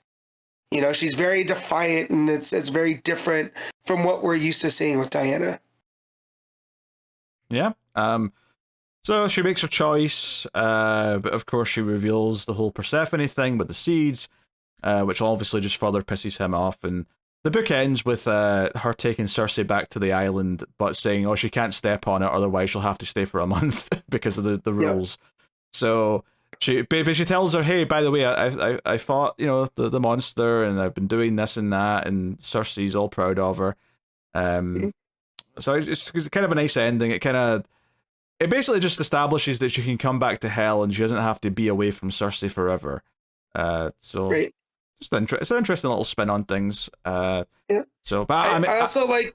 There you go. I was gonna say, I also like the revelation that she's not the princess. So in the story, right, she wasn't meant to identify with the princess. She was meant to identify with the guy that has to make the choice. And her realizing that as a kid, I thought that was another fun piece of storytelling. Yeah, it's about her having to trust the person making the choice, as opposed to her like thinking that she has to make this choice. So, no, I like that too. And then the I'm excited to get back to the rest of the cast next time. Though, like this was an alright 2-parter. I enjoyed it. There was a lot of good stuff in both issues, but I'm ready to see her interact with Steve, with Etta, with Barbara, like all the characters. So. Cool stuff. There's also another. I don't really have anything to say about them. There's a couple of 1-page backups again with the kid style. Little They're Diana. Just cute. Yeah. There's not much to her with them. her creatures. Yeah, I do like that they are turning her into she has a soft spot for creatures, and so I wonder how that's going to play out when she gets to Earth and she's spending time with all there. How she's going to be with all the different animals.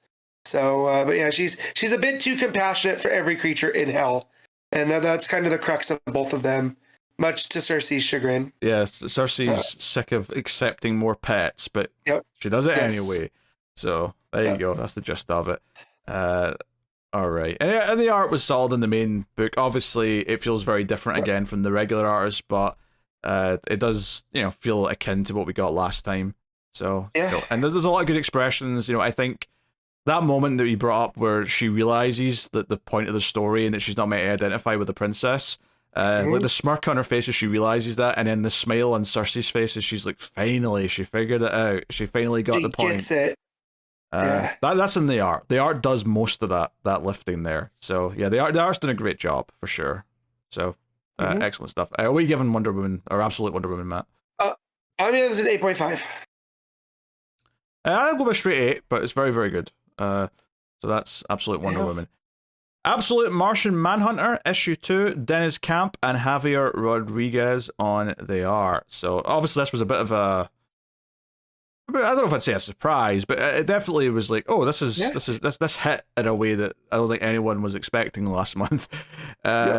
So basically, our main character of John is a bit more kind of like aware that he's got another entity inside him, the Martian Manhunter, or the Martian Mind Effer, as he's also going by, is like talking to him, but he's trying to ignore it. The first half of this book, for the most part, is Jean. I'm going to call him Jean. I mean, whether or not he goes by that name. Yeah. For now, I'm going to assume. That's shorthand is what we're used to. Yeah. Right. So Jean's trying to talk to him and tell him there's things to go deal with. And it basically is really inventive in the art because it kind of represents this idea that no matter where he turns, like Jean's face is popping up like on stop signs in the newspaper he's looking at. He comes out of the newspaper even. He's like on the street lights, the traffic lights, just constantly popping up and try to talk to him and say, hey, there's things going on here. Bad stuff's coming. We have to go help people. We have to go do a thing. And he's just trying to ignore him. I think my favorite one of those is probably the parking meter, just because it's so similar to the shape of his head in the first place. Oh, I like when he jumps into the baby, and then John starts yelling at the baby, and the mom's, yelling, "Get away from me!" Yeah, it's funny, my baby. Right? That one, it's legitimately funny. But even though it's a man losing his mind, and we don't, we understand why, but yeah. Yeah, well, that's what makes it comical, is that we understand that he's talking to a real thing, but everyone else just thinks he's going crazy. But while this is all going on, you see like the build-up of what is effectively a mass shooter, preparing for an attack. He seems to have killed his parents, and he's getting ready to go somewhere. And this guy, from a little narration we get from him, is convinced that aliens are among us, and that a lot of people are just pretending to be people, and they're actually aliens. So he's completely psychotic, right? That's what it's going with. And Jean's trying to be like, hey, like, I can't let you completely understand everything yet because it would just destroy your brain because you're a puny human. But in time, you'll like gradually get to the point of understanding everything. But we get a lot of more crazy art. Jean becomes more things in the street. Like there's like a Madame Xanadu street sign for her shop that turns into, and we get like almost like a They Live style panel, where he's like, hey, look at all these signs. And obviously, I don't think they're literally all these things, but this idea that all the advertising's encouraging violence and hate, because like one's for a gun, one's for knives, one's for, one's like a clan member with a torch. Like, it's just all these awful things, like the worst parts of humanity. And he's like, hey, I'm here to try and help fix all this. We've got to stop these bad things from happening. And he tries to calm down the main character by giving him happy memories. He's looking in his brain. He's like, hey, remember that day you were looking at the neighbor's legs, you were young and she was this attractive, woman next door. Remember that? And it kind of works, and he calms down, and it's like, this is weird. But eventually, he's able to get through the message of like the person that he's like, trying to warn him about, that this shooter that's about to do stuff. And he doesn't quite believe it, but then he immediately gets a call over the phone from the police saying, hey, we've got an active shooter, and he's like, shit, we have to go. So we get like the again, Jean's not physically there, but like the version that he's seeing is like in the car with his feet up on the dashboard, and that image right there, the Let's Ride partner. Yeah. Spooky action heroes at a distance. That made me laugh so hard. Yeah, just because it's such a weird sentence. Oh, and yeah. It fits for how weird this book is. Yeah, I think my favorite thing about the art here is actually the next page, and you've got the shooter it looks like a kaiju walking between the buildings, and they're driving past them. Obviously not literal for what's happening, but it's the idea of like in the way that when something like this happens, the entire city hears about it, and like everyone gets scared, and it kind of like is this haunting thing over everyone. It kind of felt like that. The interesting stuff here, though, is that when he shows up to the incident, right, and there's already people lying dead, right, so it's quite a dark story ultimately when you get to it, is Jean jumps into the shooter's head, and feeds back to our main character John like stuff about this guy. So he's able to try and bluff about like who he is. He says, "Hey, I'm your old friend from school," and like he says the name, and he's like, "I know things that only he would know," and he tries to talk him down and like convince him that, hey, like this isn't a thing. And the two big things that happen here, other than just more of Jean looking through his brain, looking for useful information, things that will help or whatever, is that other police show up and they immediately just want to shoot the guy, and like our main character tries to say, "Hey, no, hold on, I'm talking him down, you know, I'm FBI, blah blah." But just as he's trying to talk to him, and Jean like finds like this anomaly in his brain. He's like, "Hey, that like his brain's messed up. I can fix it. It's basically just a collection of bad ideas that he's picked up from movies mixed with his loneliness." And like it's kind of hinted at that maybe, or at least later on, it's hinted at that this wasn't a natural thing. Like someone did this to him. And that's kind of where we're going with the White Martian stuff, that maybe the White Martian who's on Earth did this to this guy and made him think this way. And which makes sense, because his whole thing is that he's scared and paranoid that there's aliens pretending to be human, which is technically true. It's true. It's so I listen to a lot of paranormal stuff, and it gets into the conspiracy thing, and sure. I wonder if Dennis Camp is into a lot of that, because this hits on a lot of these themes and ideas, and even stuff in Department of Truth with Tynan. This is hitting on similar things to those of like just how toxic are ideas, right? We say that they're just ideas, but they take root and they can actually poison people. And so here we have something that when Jean is talking about it, you know, right before they go off into the car, he tells them that there's, you know, despair, fear, paranoia, rage. It's everywhere. It's a socio-toxic buildup of, quote, bad vibes. And then when he goes into the shooter's mind, he says that it is, let me get back there, it's a level 18 delusion, hallucination, brain rotter, right? So it's like all these bad vibes are building up in these people, and if they get into somebody like him that the White Martian seemingly had something to do with, you know. Yeah. Whether the White Martian specifically did something targeting this guy, or it's just like he's generally putting out these vibes that are affecting people like him, I don't know, but one or the other. Because he's more sympathetic to it, because he's been poisoned so far already by these bad vibes. Yeah. You know, I just like that, you know, as a society, you know, what Dennis Camp's commenting on here, because it's like, yeah, everything's a conspiracy when you're not smart enough to put things together, right? When you're not able to accept things, that everything looks like a plot against you. But here, like, if you're constantly being told that there's plots against you, you're kind of a victim in it yourself. Well, right? Because of that's the interesting thing about where this goes, is that when Jean fixes his brain, the guy like immediately changes and looks down in horror and goes, "Wait, I didn't want this. What the hell? I think I need help." Like he's literally saying, "I think I need help." He's saying the very right thing. Admittedly, it's a little bit late, but like he's saying the right thing, and it doesn't matter. Like one of the cops just shoots him in the head, which, by the way, the art in that page, which shows all of the thoughts leaving his brain in that multicolored, like sort of Martian Manhunter thought, like sort of art style, is such an inspired choice, because it just represents the idea that everything that's in there is just leaking out that bullet hole. And the funny thing is there's some clearly happy stuff kind of mixed in there. You see like a baseball player, you see like a kid on a dad's shoulders kind of thing, like clearly happy memories mixed in with the sad stuff and the dark stuff. And it's like, yes, he victimized all these people and he went over them because he thought they were aliens that were hidden as humans, and this was the only way to get them out, right? But again, he's a victim of these bad vibes as well, you know. And we see that here because he's like these happy thoughts. It doesn't look like there's a lot of negative stuff here, you know. Yeah, because the next page we get kind of like Jean catching a glimpse of what we think represents the White Martian. Is this kind of classic white alien face that's kind of beams out of him and then back into the screens, which is part of also why I was thinking about They Live a little bit, is the idea of subliminal things in the advertising and whatnot.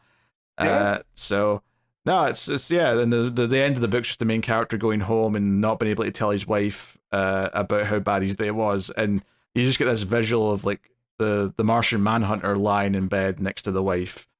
But it is interesting though, because it feels like, okay, this issue, I mean, started with him not wanting to accept this voice in his head and trying to ignore it, and that was kind of funny. But it feels like through this incident, you have to assume that next issue he's going to be more opening to listening to Jean, because they almost, like, if he'd listened to him straight away, could he have saved the people that got hurt? You know, that's possible, right? But even if he couldn't, there was definitely stuff to be achieved in listening to him. And now there's also this central idea of like the villain of the book being a white Martian, which makes total sense that it's a white Martian, because that's just classic Martian Manhunter stuff. But this take on it, super interesting. Well, and how the white Martians come to end humankind. And like, what does that actually mean? Like, if there are these big thought forms, what has mankind done to draw now the attention of the white Martian that it must be ended, you know? If that's the case, not like the white Martian's here to control, right? It's here to end humankind. Well, yeah, I mean, you're assuming it's here because we caught its attention. What if it's just a case of where the Martians came from, which they kind of hint in this might not even be Mars. Like, he might have just used the name Martian to, because, you'll understand that, but it's not actually about Mars.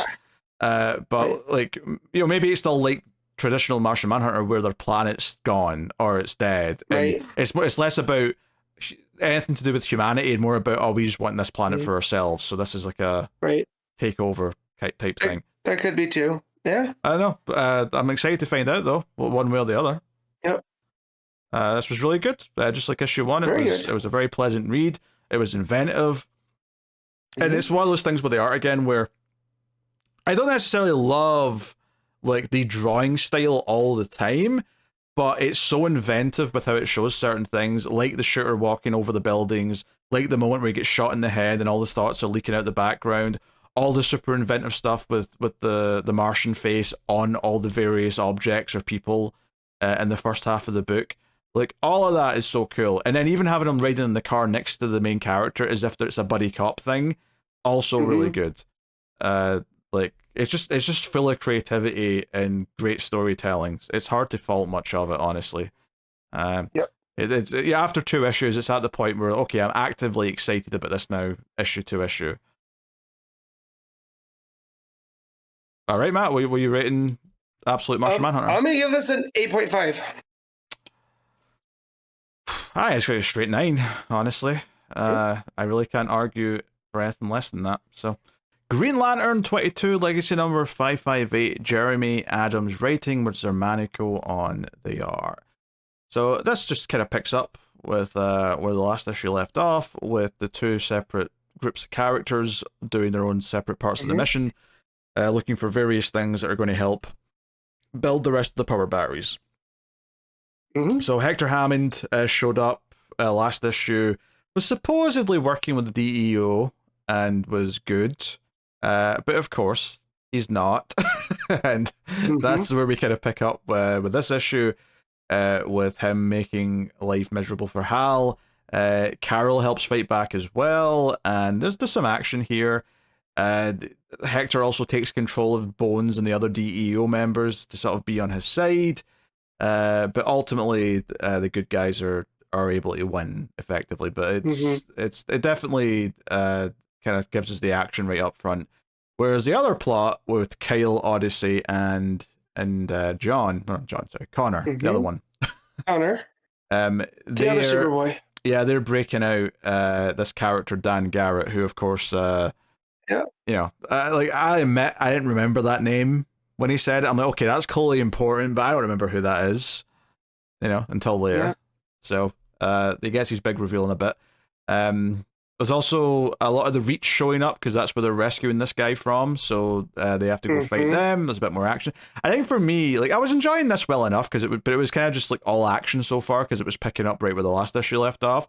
For me, the more interesting part is when, after they've dealt with Hammond, and Hal sits down with Bones and is like, all right, you're not going to be breaking any more Green Lantern peace treaties, all right? Like, we're taking what we need, we're going away, we're doing what we want, because otherwise you're going straight to Oa and you're getting thrown in a cell.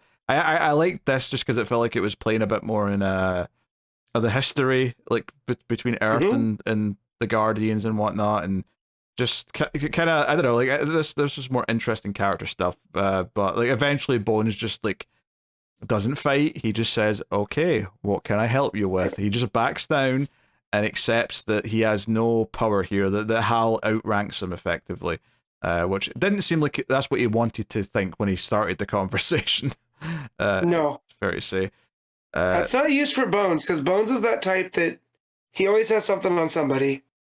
But here he just was like, oh, all right, I'm in trouble.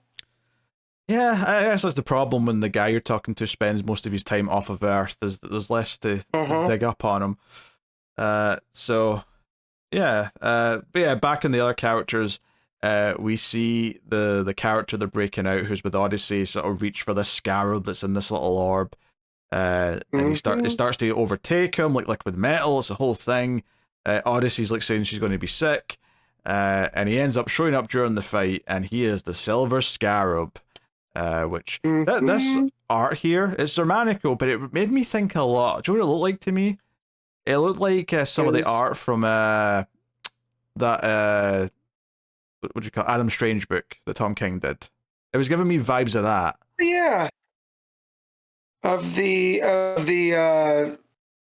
who did the other side of it? I'm drawing a bright blank. I can see it. It's the pulpy style, right? Yeah. Half was Garrett's, right, and the other half Doc Shaner. Good Lord. That's the one. Yeah. There we go. Should not have been that hard for us. We loved that book. Oh, that was great. But yeah, no, it definitely is Doc Shaner-esque. I can definitely see that. It's what maybe I think it's also just the outfit's a little Adam Strange-esque. Yeah. Different colors, obviously, but. So here's where I think there's some timey-wimey going on here, right, with the Reach. So the Reach, right, they're the ones that do the scarabs. That's where Blue Beetle comes from. And all this other stuff. The Jaime version of Blue Beetle, to be precise. Yes, the Jaime version of Blue Beetle. But even then, they've retconned that the original scarab that ended up with Egypt and all this other stuff was Reach technology. Dan Garrett was the first Blue Beetle, and he was the mentor to Ted Kord. So the fact that there's a Dan Garrett here who grabs a Silver Scarab, and now he becomes a Silver Scarab, that's all new. So I'm wondering what's going on here. Because traditionally he's not the Silver Scarab. Silver Scarab is a character from the future that comes back. So yeah. Yeah, I mean, it certainly seemed like if he's not had this before, he certainly knew what he was reaching for. When he did, like he was going for this so that he could power up. Yep. Whether that's because he's had it before or because he's whatever. But regardless, there's that, and then we go back to the Hal stuff, and he's with the Phantom Stranger, and I don't know who the white winged guy is. Who's that? So that's Zuriel. He came from the Morrison. He's an angel.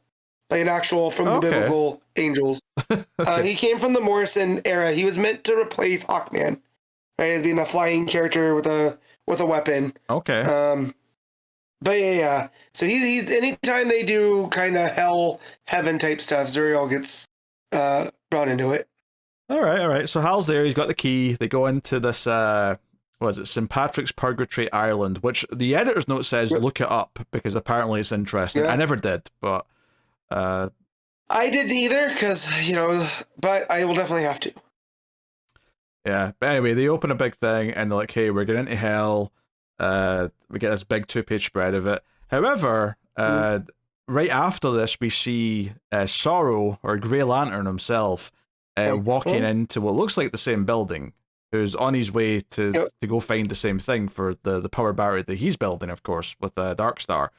So, the cliffhanger, though, is that Hal and the others in hell bump into someone who Hal recognizes, and it turns out to be Nart, who's here for some reason. Apparently Nart's in hell, which tells me that all dogs go to heaven is a lie. Yeah, I mean, I'm curious. I mean, the art in this final page is gorgeous. The way the orange light is hitting off him in the darkness, really, really well done art. I can't say that I'm that excited by Nart in any way, but I'm sure Adams has got plans. I think it'll be funny if he gets killed quickly next issue. Well, I mean, he's already in hell, so you gotta assume he's dead.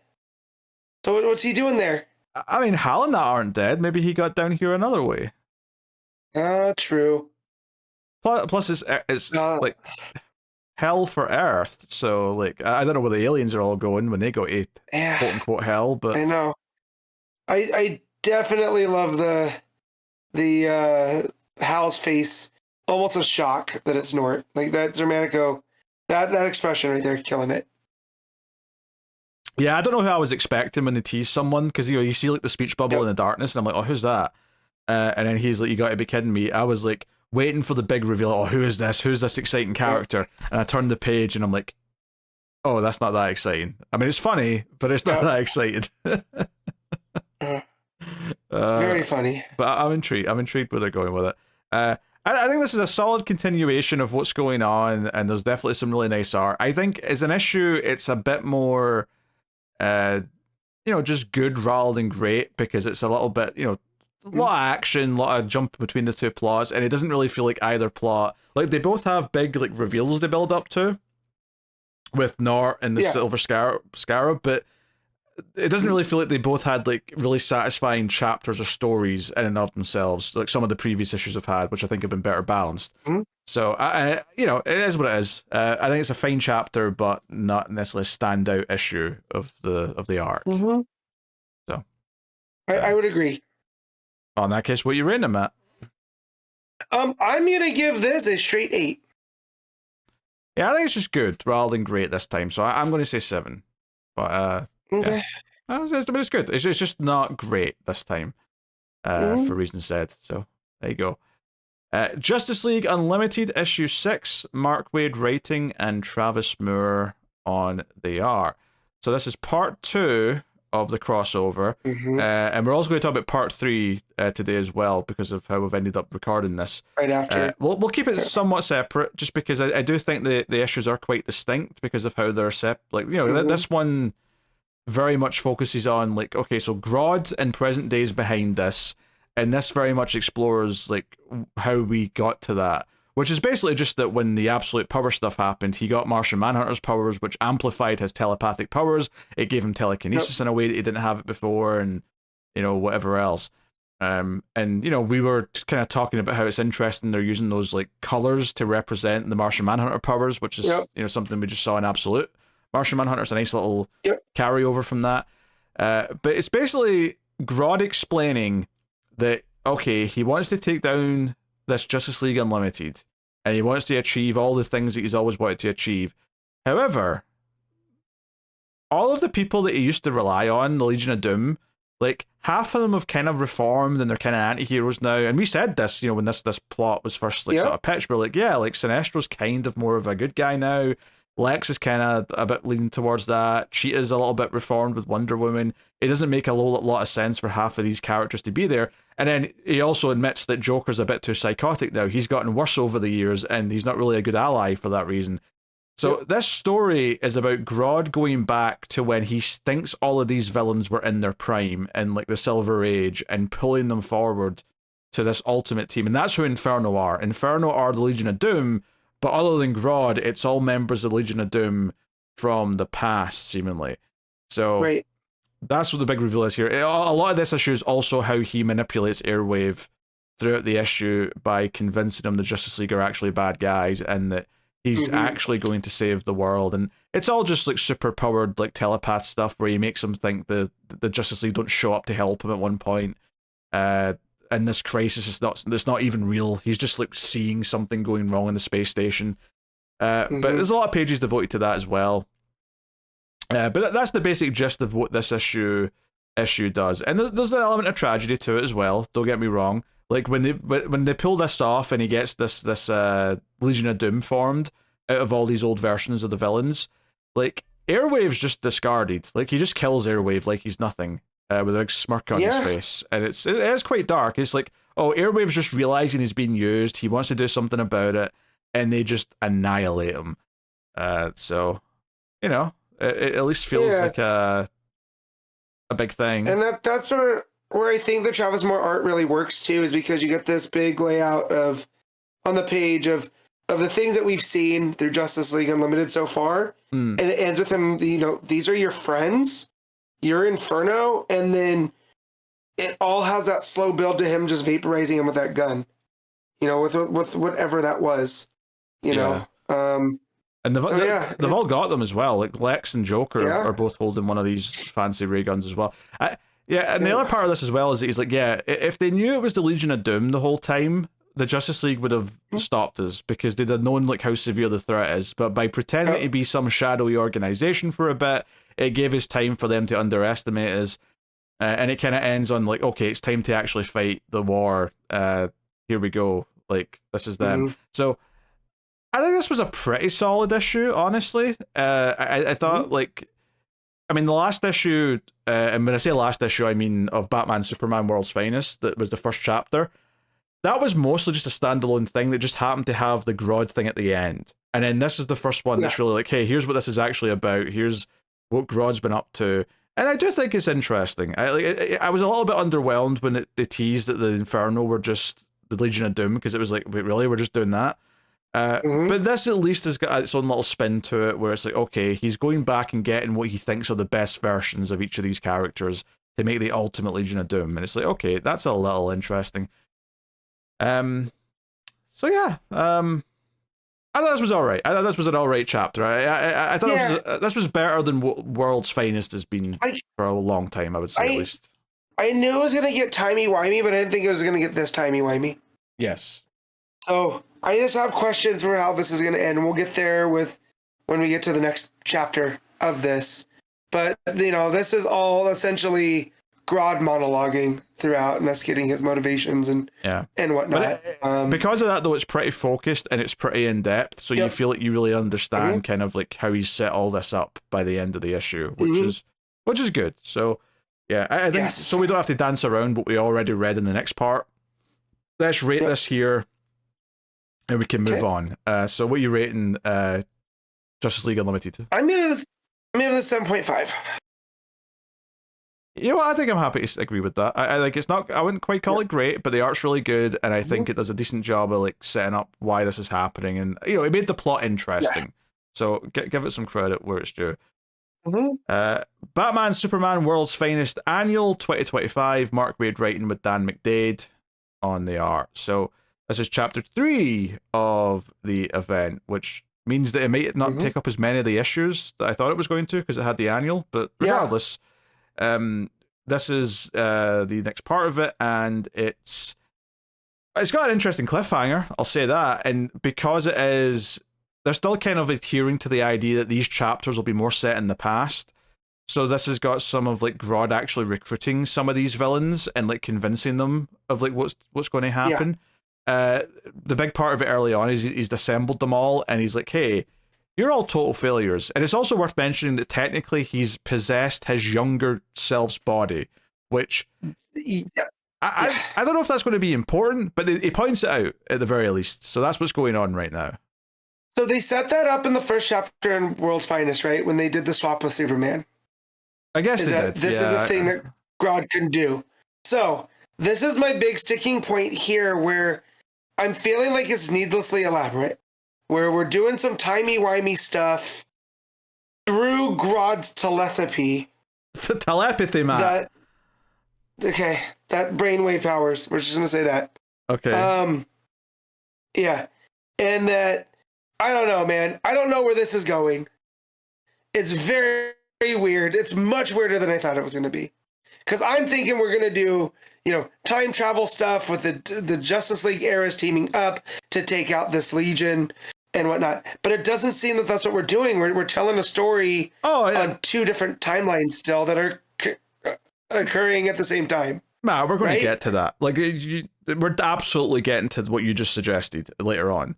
But what's up with okay, so where's Grodd gonna go then? Okay, Matt. Where's Grodd right now? Matt. Yes. I don't think this is that weird. For some reason, you think this is weird. I think this is actually pretty straightforward. Yes. Grodd is beaming himself back. Now, why Grodd just didn't travel back through time? I guess because traveling through time is hard. Because part of the plot here, right, is Grodd's beaming himself back into his own brain, right? Yes. And talking through himself. Part of the plot is that he then has to explain to the others how to steal certain technology so they can all come to the future. Yes. That's what the gist of the plot of this book is that he's saying, hey, all the Justice League can't know that you've stolen a bunch of stuff that'll help you time travel, so we have to kind of be sly about it. We have to try and steal bits from here or there. So he gives the various teams different things to do. And the Justice League find out that all these robberies are happening, so like they split up and go and try and like deal with it. But that's basically what this is that, hey, you all have to go find out get the technology, tachyon beams and this and that, steal this thing from Star Labs, steal this thing from wherever else, and you can all come to the present day where I am, and we can take on this new Justice League together. And he also scares them by saying, hey, they've got a watchtower now, they're in space, and they've got all like 100 members. Yeah. Like, we have to do this. So, and he also makes a big speech to them about how they're all failures, including himself, because we've all failed to beat them. Yeah. So this was kind of his big sales pitch. The big thing at the end, because there's some action obviously with them fighting the Justice League in the past, before they get in the different teams. Yeah, before they're able to time travel to the present day. The big thing at the end though is because Joker goes to hit Robin, who's there, with the fancy hammer that's at the place they're at. I can't even remember where they are. But yeah, Robin disappears, and Batman's like, shit, we've lost Robin, and they're like, we have to find him again. And unlike last time, because this is the plot that happened way back early in this book, is that Robin and Supergirl got trapped or lost through time. He's been lost through time, and the plot continues from there, and the Legion of Doom show up, or go to present day by the end of the story, seemingly. But the big thing that the cliffhanger ends on is that Dick has also traveled through time. Like, him getting hit with the hammer has brought him to present day, and the cliffhanger at the end is Batman seeing young Dick and being like, wait, Dick? What? How? And then Nightwing walks in and sees himself, and that's what we end the book on. Which is a fun cliffhanger, to be fair. It's like, okay, we've got Big Dick and Little Dick. What's that smirk, Matt? Why are you smirking at me? Just because it's very funny. This Python lady though too. Oh yeah, right? With the magic. Yeah, so there's like a magic lady helping Grodd do the plan. But part of the plan to convince, because if the Justice League are aware they're going to travel through time, then they'll basically be preparing for them the entire time until they show up again. So Grodd's plan is to make her the scapegoat, and he leaves her behind, and he's like telepathically done some stuff. So the Justice League will think that she was behind everything that happened, so that they don't think there's any like ongoing threat that's going to happen as a result of these robberies. So that's how he closes that sort of time loophole or time plot hole, and they all think that she's to blame, and that's all it is, and they're none the wiser, so they're all surprised in the present day when the teams show up again at some point. So... yeah. Oh, actually, sorry. It is a lot more. When you break it down like that, and I'm probably not reading on a lot of cold medicine, it does make a lot more sense. I did mix something up. This is the problem with reading so many books in one day. Back to back. It's not the magic lady who stays behind and is a scapegoat. She's doing all the magic. She makes Cheetah the scapegoat. Cheetah's the one who's left behind and is told that she's going to be the scapegoat. And she didn't know that. She didn't agree to that. So she's pretty pissed. So sorry, I mixed that up there in my memory. The Magic Lady goes with the Legion of Doom, seemingly. So yes, but yeah, Cheetah's left behind as a scapegoat. But everything else I said tracks. Yeah. So, and instead of worrying what the Legion of Doom stole because they think it's all wrapped up, it's all Cheetah's fault. Even though they do acknowledge it's a little bit weird that she was doing all this on her own. But as far as they know, that's what was going on. They're more concerned about finding Robin, and that's what leads into the cliffhanger with Robin showing up in present day. I can only assume that this young Robin's going to get his mind wiped when they send him back. Otherwise, it has to be shenanigans. Also, Bruce gets hit. Bruce gets hit with because Scarecrow has a running joke throughout that made me laugh that they have a time ray. Why can't we just shoot somebody with it? And he ends up shooting at Bruce, right? And I think Green Lantern takes it too? Or is that Robin? No, Robin jumps in and takes it. That's Robin. Okay. So it's Robin, and then that's Oh yeah, that's what makes him travel through time, not the hammer. I thought it was the hammer before, but it's the ray gun. Yeah. So yeah, that's right. So again, I read this on a lot of cold medicine this week, so a lot of stuff wasn't adding up, probably because I couldn't really focus. I mean, what I was reading.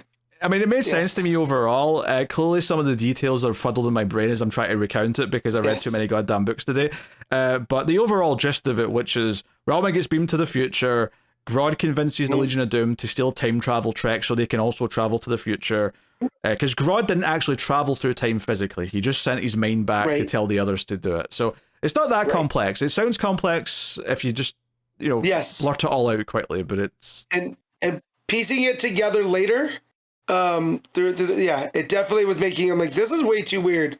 But now that we went through the issue, there's a whole Plastic Man fight that we kind of glossed over as well, just because I wanted to get through it in timely fashion. There's also like a page where there's a running joke where Batman's splitting the league into teams, and Robin's like, "Hey, I can lead a team. I can lead one of the teams," and Batman just ignores them and says, "Robin, you're with me," and he's like, "Ah."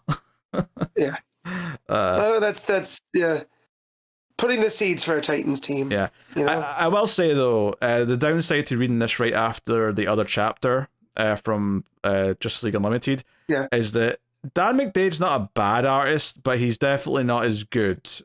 So it's Travis Moore. Moore. So the art definitely felt like a downgrade to me in this chapter. And it was immediate as well. Like the first couple of pages where you look at all those faces on the Legion of Doom, it just definitely were not as strong as the last I like issue. his Scarecrow.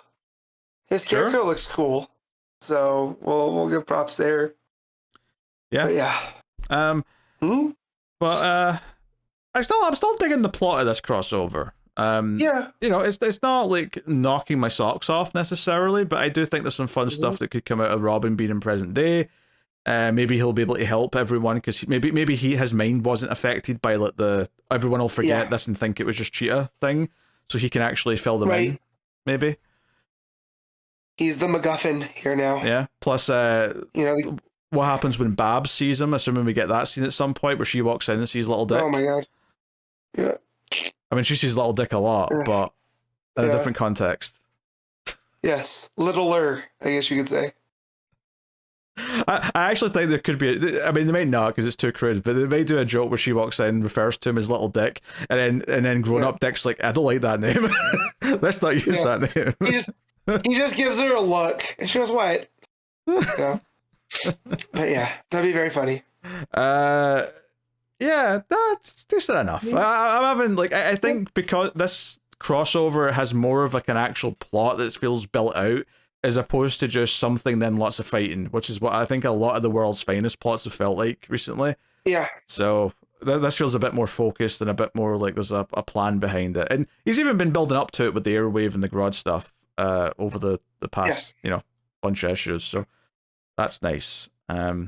If anything, I would say the plot is more of a Justice League Unlimited plot. It just happens to include time-traveling characters from the world's finest era as well, so it feels like it's a good crossover in that sense.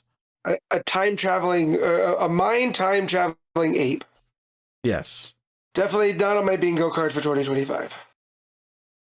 I mean, that's fair, I guess. What were you rating the world's finest, Daniel? I'll give this a straight 7. Yeah, I think that's also fair. I think I'll honestly, I probably like the plot but equal to the Unlimited issue that we just did, but the art is definitely a step down. So I think for that alone, it goes down the half point at the very least. And even then, I'd probably say that the difference in art is a bit bigger than that. It's not bad, but it's definitely a little bit more old school, and it's not as I don't know. It's not like I get that the characters are meant to look old school because it's that style, but we've had like other art that's really good that still feels old school in design, but feels modern in its like skill and sensibilities. Anyway, that's that book. That's the annual. Let's try to remember where it was there. Batman: The Long Halloween, The Last Halloween, issue 7. Jeph Loeb writing with Dave Johnson on the art. More 22 gunshots. It's Mother's Day, Matt, and Long Halloween. And we got And we got Bruce kind of being abusive towards Dick, but for good reasons. You know? Yeah. He's got 6 weeks to make himself better because he has a dislocated shoulder from the 22 shot that he got at the end of last issue. But Bruce is just going to keep training him anyways. Yes. And I'm just like, oh, man. This does not make me sympathetic to him at all. This is rehabilitation. Well, he's feeling the pressure because, when he goes to his parents' graves because it's Mother's Day, and he's like, oh, I wish I could give him the love that you gave me, but all I can do is prepare him. Like, that's what I know how to do.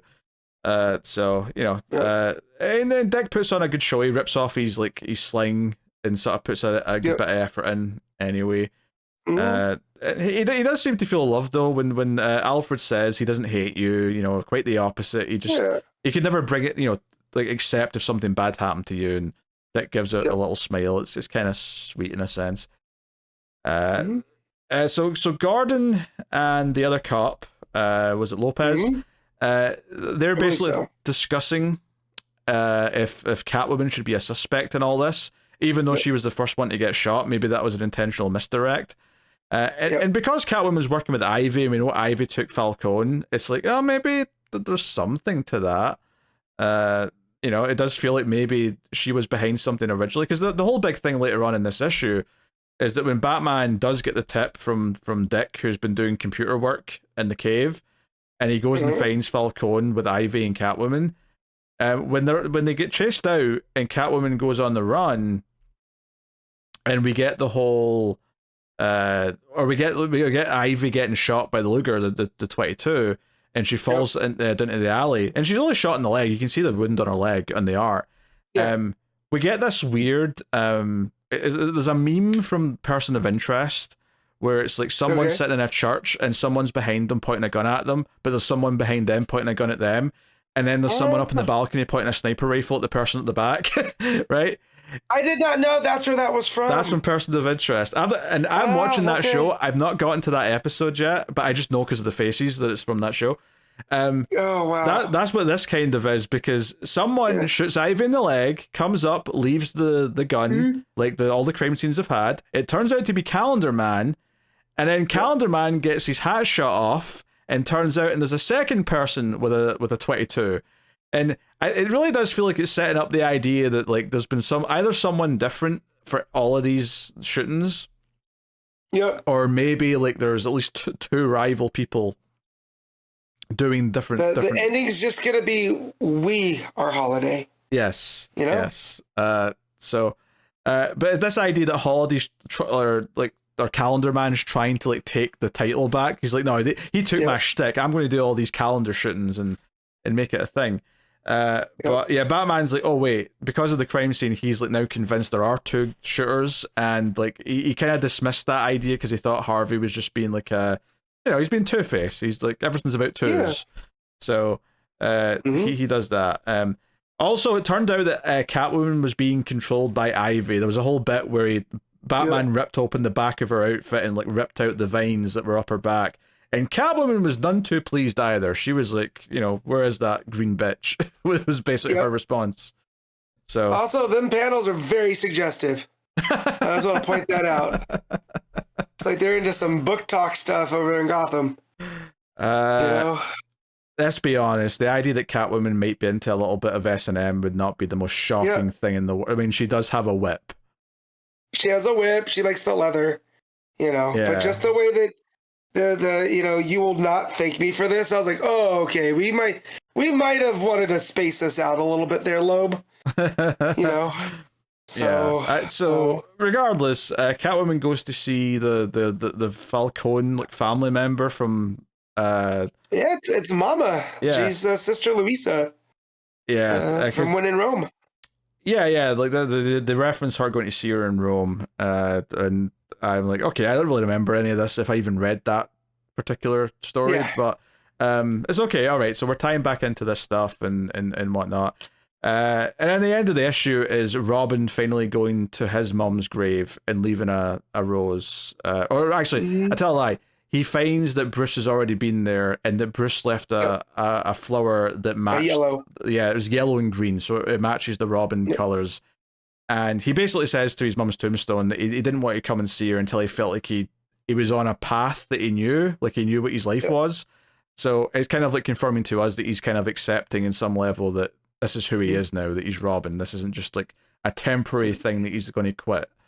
Like this is now what he's accepting. So it's a nice. I did like the Batman and Robin stuff quite a bit. The mystery of who the shooters are now is starting to get really convoluted to the point where I'm kind of like, I'm just going to roll with it, but I don't really have any solid ideas other than just Gilda and Harvey are somehow behind it. Everybody's a red herring.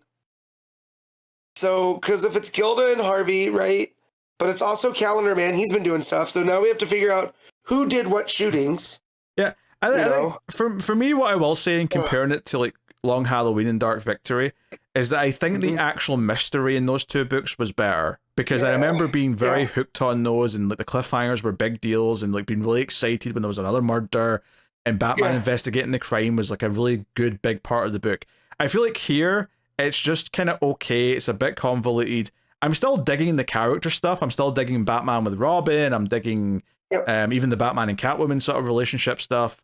But it's definitely like it's the characters are working, but the plot is just kind of serviceable. So it's definitely a step down from those, which isn't a surprise because Jeph Loeb, isn't what he was in terms of writing. No. So, but I will say it really hits the thematic, like the Mother's Day part, because of the stuff with Bruce and then the graves, and then the stuff with the Falcone mom showing up in this issue. Like, so he's still working with something. I just wish like we were getting a bit more hints on kind of what is it exactly that we're hinting towards. Yeah, they also tease it as well that it's Mother's Day early from Gordon, because he says that he always sends flowers to his wife from his son. And he mentions, maybe I shouldn't have done that because she's moved away now, but he still did it anyway. He should still do it. Shows that he's, that's still his son's mom, whether she's talking to him or not, celebrate Mother's Day. Yeah. So, no, I mean, I think it's, much better than Hush 2. Like, that is what I'll say. Absolutely. Yeah.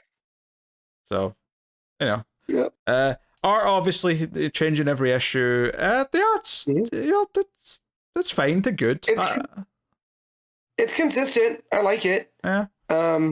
I will say the Calendar Man looks a lot like Sean Gunn's version of Calendar Man. I don't know if that was on purpose or just, they have that eye. But it's there. I really like the last page when he says, I'm Robin now, but I'll always be your son. I thought the paneling on that, it's very cinematic.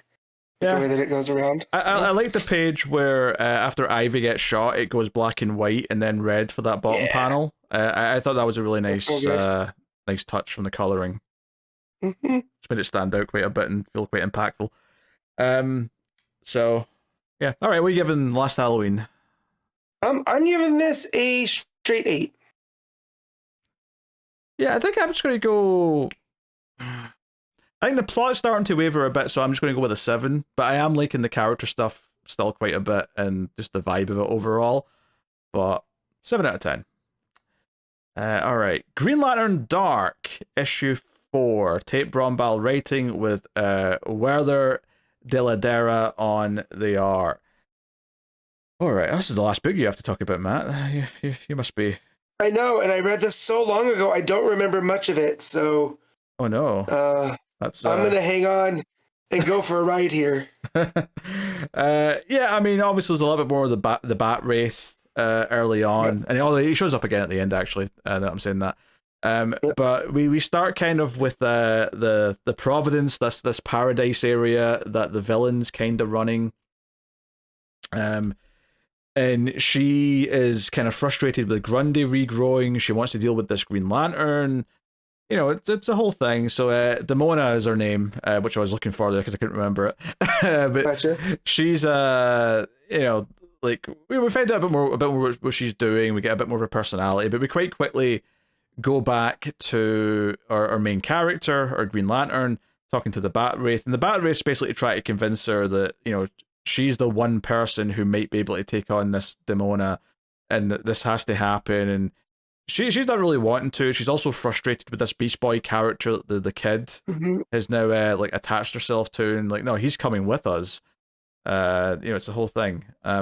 So Lynette's really into the beast, who she now says, he says his name is Gar, but it's kind of like an open-ended thing where it sounds like he might have just like gurred at her, and she's read that as Gar. But they're like, hey, it works. Yeah, so they have to go and like try and find shelter for the night. They find this town that's nearby, Port Arbor, which is supposed to have people in it. Like they've seen people in here recently, but it's empty, and they're like, what's going on? And it turns out that there's these like leeches, these like telepathic leeches that are kind of around. So both Green Lantern and I think, is it Gar? Is it Beast Boy? Yeah, they both get kind of like frozen, and they're both kind of in their head in like another dimension looking at these kids, and they're like, hey, that's us. Like she recognizes her younger self, Gar recognizes his younger self, and he even kind of speaks here for the first time. So it's like, okay, what's going on here? And the kids back in the real world are like, wait, what's going on? Why are they not moving? Why are they standing there catatonic? This is weird and creepy. So this is a really good excuse for the artist to do some really cool like atmospheric horror stuff, because we get like young Green Lantern with her sort of emo phase haircut, and she's like on her farmhouse, and she's like freaking out, and she's running to her. A big rumble and a lightning bolt with the green, and the green on the black looks really striking. So and it seems to be like it's showing how she got her powers at the same time that Gar got his Beast Boy powers, because he was just a kid, and they're both reaching out to touch something that's glowing green in her case, glowing purple in his case. And it seems like she gets zapped with this green energy. He kind of starts to mutate into a monster. So it's all just really good art, and it's really atmospheric and all this stuff. The kids back in the real world throw some water on them to try and wake them up, and that doesn't work, and they're like, oh no, what's happening? And that's when the Bat Wraith shows up. There's a spooky shadow and a voice, and like, oh god, what's that? And he explains that these are dread leeches, and that they're all over this town. And luckily I'm no man, and I am the spirit, I'm the Bat Wraith, I am the endless void, blah blah blah. So he speaks like Batman still. That's worth mentioning. And that he's gonna allow the leeches to drink their fill on him, right? Because that's the only way they'll detach from Green Lantern and Beast Boy. Yeah, they'll basically OD if they drink too much dread, and because he's Bat Wraith, they'll overdose on him. And so he does this, and like in their head, like Green Lantern's just this green glowing energy of a girl, and she's like confused as to what's happening, and then Bat Wraith tries to explain it to her. But we get this whole big moment where they finally snap out, and we get this there's a big 2-page layout of all this stuff fractured, and then there's like a big single-page spread of like him blasting these leeches away as they kind of OD. And Lynette's happy that she's okay, and they're kind of whatever. And this actually kind of helps convince Green Lantern to like maybe help when because she's pissed that this has happened to her, that someone messed with her brain. And it turns out, these are for Demona. And when she shines her light up to see if there's any more of these leeches, there's like tons of them. They're all over the town, like on the walls and on the trees and stuff. And it's like, shit, the town's infested. So she's like, okay, we're going to have to burn all these things out. And she starts killing them. But the big reveal at the end of the issue, though, is that the other kid, right, the boy who's with them, the brother, he's like crying as he's lying in the tent when they're sleeping, and you hear like bubbles coming from him, and you see like a sort of like bit of energy coming from his like face, and you realize that he's talking to Demona, like Demona, she's been like working with him, or she's got him under a spell, and she's influencing him. So he's like a little double agent who's talking back to her. And she's told him to let all the tears out. So it's almost like she's also feeding on his sadness. Yes. And she's like, talk to dear Demona. Almost, she might as well say, talk to mummy, like let mummy help you kind of thing. That's the vibe of this. But it is a super cool like horror style page at the end. This full page with the scratchy shadows and just the glow of her butterflies around them. It feels like she's preying on the young. Even at the start of the issue, way back at the first scene, there was people arriving in her town, and she was splitting up the parents from the kids, because the parents are going to go and like be tortured to help fuel the town, because she feeds off the dread and like the misery. but the kids have to go work somewhere else. So it feels really horrific. The parents just let their kid be taken away from them. But it kind of suggests that she has influence and like kind of can convince them to do stuff. So it's going to be a big deal when the brothers like sort of like, I don't know, maybe not possession, but kind of like the puppeteering that's going on from Demona is revealed at some point. But no, I mean, once again, the art's really good. I think that the plot's probably the least interesting it's been. Like the whole the Dread Leech thing. Like I wasn't expecting that to be the plot of most of the issue, and then when it took up the rest of it, I was like, okay, all right, fair enough. It was. It served its purpose, but it wasn't as interesting as going to the castle to save Lynette last time and finding out about the Bat Wraith and Beast Boy. It wasn't as interesting as saving the town in the first issue. You know, like I think the core plot of this issue, while still perfectly solid, was probably the least exciting one of all the issues. But it's still very, very solid overall, and the art's still gorgeous, and there's still like a sort of dark sense of humor to some of it as well, which is really nice, mixed in with all the sort of like ethereal horror that this world kind of has. So I still dug it a lot. And it's a bit different than the Tangent universe, like from what I was thinking it's going to be. This is like a very much a DC horror universe, like with what we saw with Beast Boy and his transformation. You know, it's a lot more grotesque than what we're used to. Yeah, that felt like kind of the creature. You know, yeah, I felt like body horror is what I was going to say. Yeah, and then like with the ethereal, like it's still like an alien crash landing that Green Lantern finds, but it's a bit more mystical, right? Yeah. So it hits that horror aspect more too. So it's playing with these themes that we're familiar with, but it's doing it in its own way. And then that last page of Demona, that is straight up horror filmmaking, right? Or horror symbology with that tendril coming out of her forehead and wiping the tear away. It's super creepy. So it's hitting the vibes a lot. Also, that opening on her head where this tendril's coming out is vaguely vagina shaped. I'm just going to point out. Well, and she's acting as mother, so I mean, it can't be lost on it, you know. No, yeah, I think it's intentional, but I just didn't notice that until now as I'm looking at it. Gotcha. So, but good stuff all the way around. Yeah. Getting a hint of who this Green Lantern was before she became the Green Lantern is also kind of interesting, just to see, you know, who she was before, and she's this little emo kid. And I'm just basing that in the hair more than anything else. Yeah. But... well, she definitely had a goth face. She has the short bangs, long straight hair. You know, don't tell me what to do, mom and dad type vibe. So, but yeah, no. I'm really enjoying Tate Brombal between Batgirl and this. Some real fun storytelling going on here. Yeah, and there's definitely a lot of themes in this book, and this has been through all the issues of like children and parents and them being separated, or indeed in some cases like being neglectful, and like the children needing someone new to like help them. Like that's definitely because the Green Lanterns kind of became that for Lynette and her brother, and that was something that's kind of been a big part of it. So finding out that she was, you know, like not that her parents hated her or anything, but they basically don't chase after her when she like says, "Oh, I'm leaving. I hate both of you." Yeah, they basically just shrug and go, "Well, she'll be back when it rains." Like that's you know, they just kind of leave her to it, and she ends up finding a Green Lantern thing. So cool. All right, what were you rating Green Lantern Dark? I'm gonna give this an 8.5. I really enjoyed this issue. Yeah, I agree with that. I think 8.5. It's still really, really good. As much as I think it's a little like less great than the previous few, it's not because it's a big step down or anything. It's just, you know, those plots were just a bit more special, ultimately. That's all right. Okay, finally then, every month at patreon.com/MailFuzzTV, you can make me read a book at one of the higher tiers.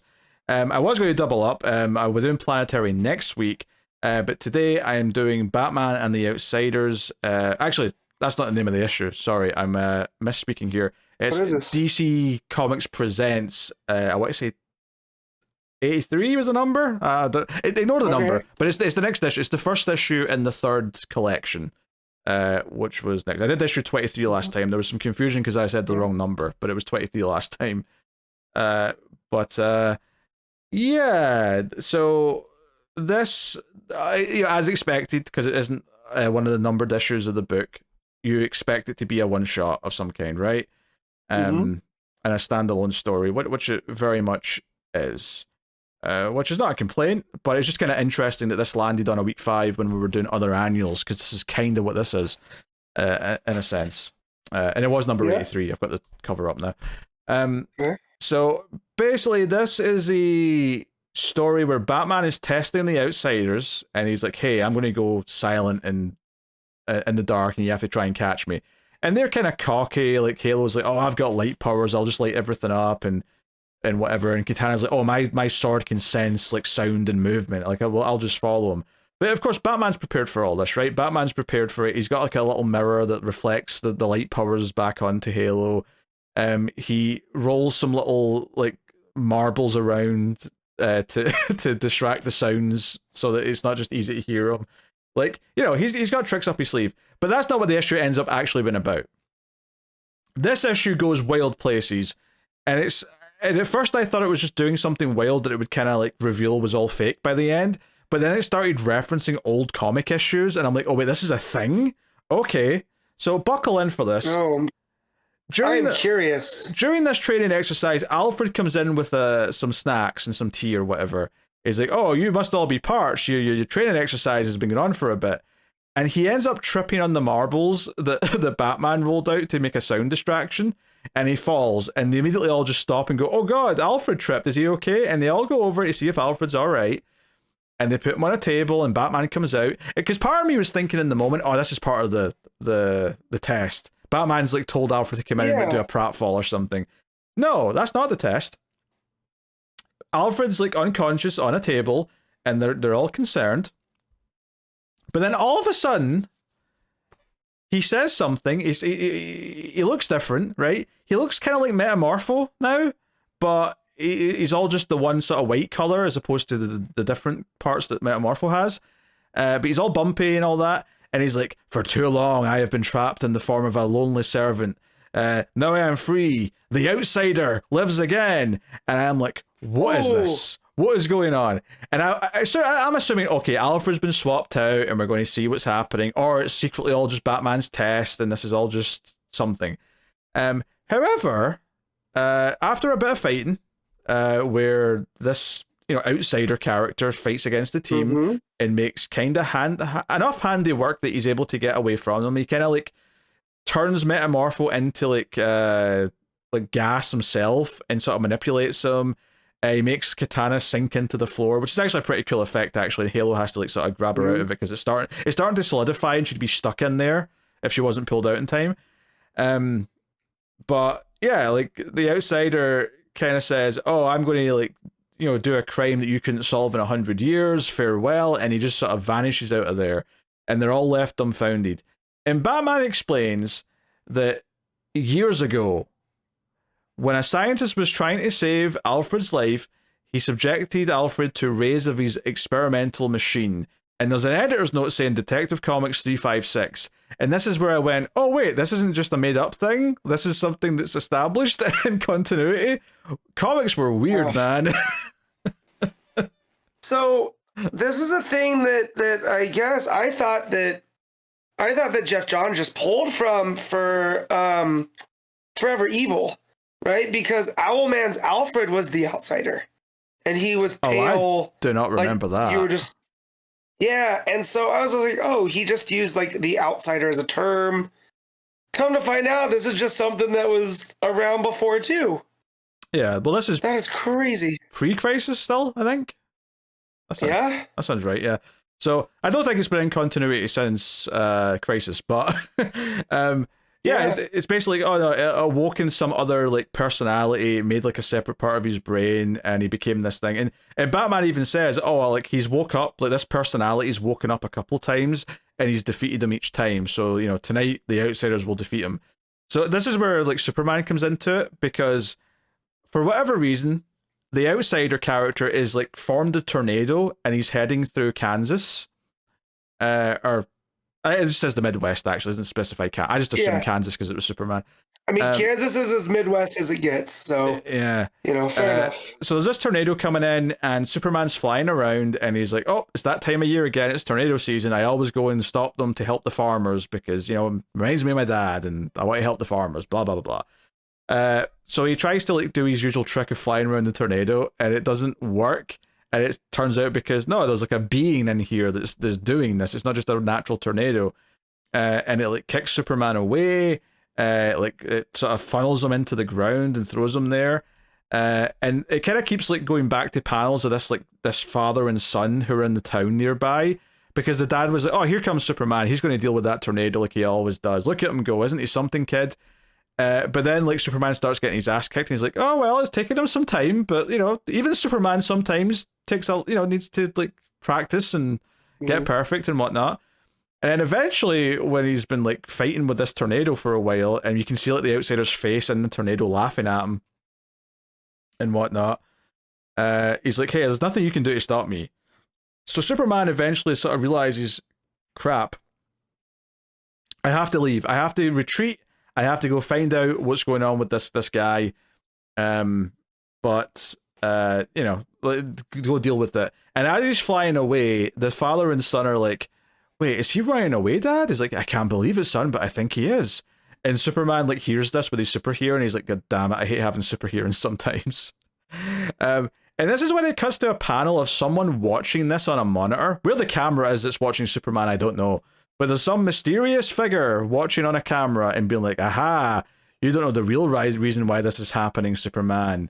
I'm an evil mastermind. And I actually wasn't sure if they were going to answer who this was by the end of the issue, because I was thinking, okay, this is in DC Presents. Maybe this was setting up some sort of an event or something that was happening at the time, or some storyline that was coming elsewhere. But no, they answer it later. It's fine. So basically, some of the characters, Black Lightning and Geoforce, are sent to the Wayne Manor to sort of look up for clues as to what's happened to Alfred and why he's turned again.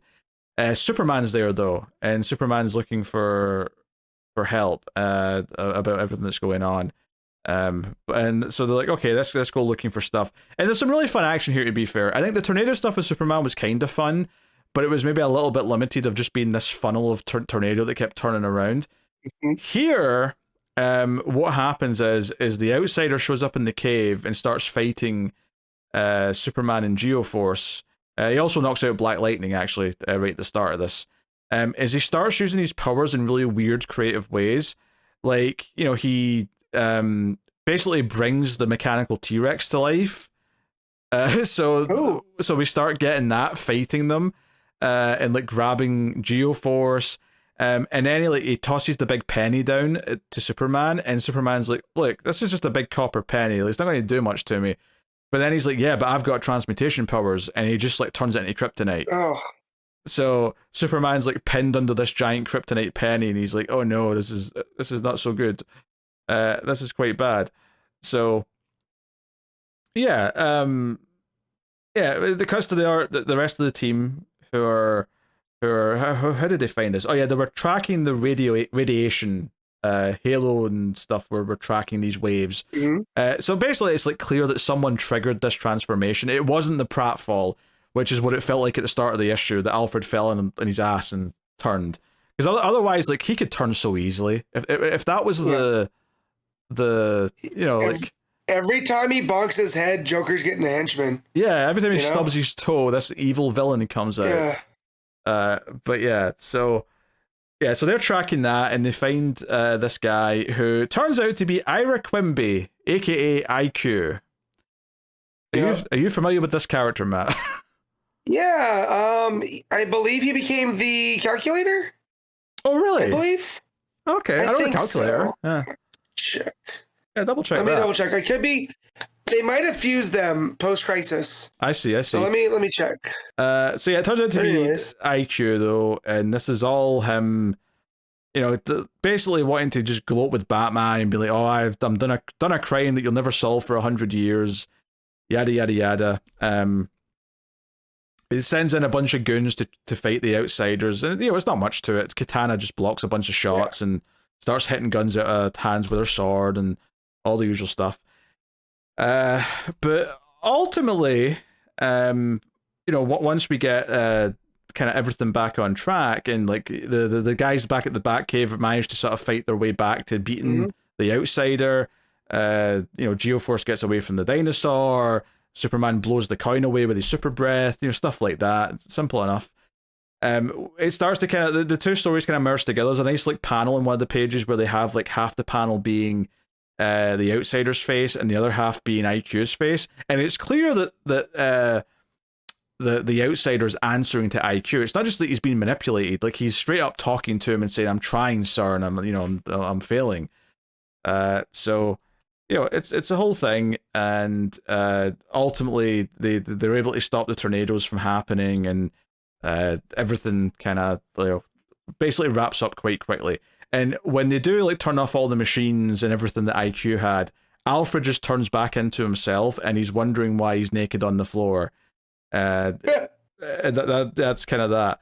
And the book ends really quickly, where they basically figure out this crime that's not going to be solved for 100 years is because the crime is in the time capsule, which was buried outside like the City Feathers Foundation or something, was it?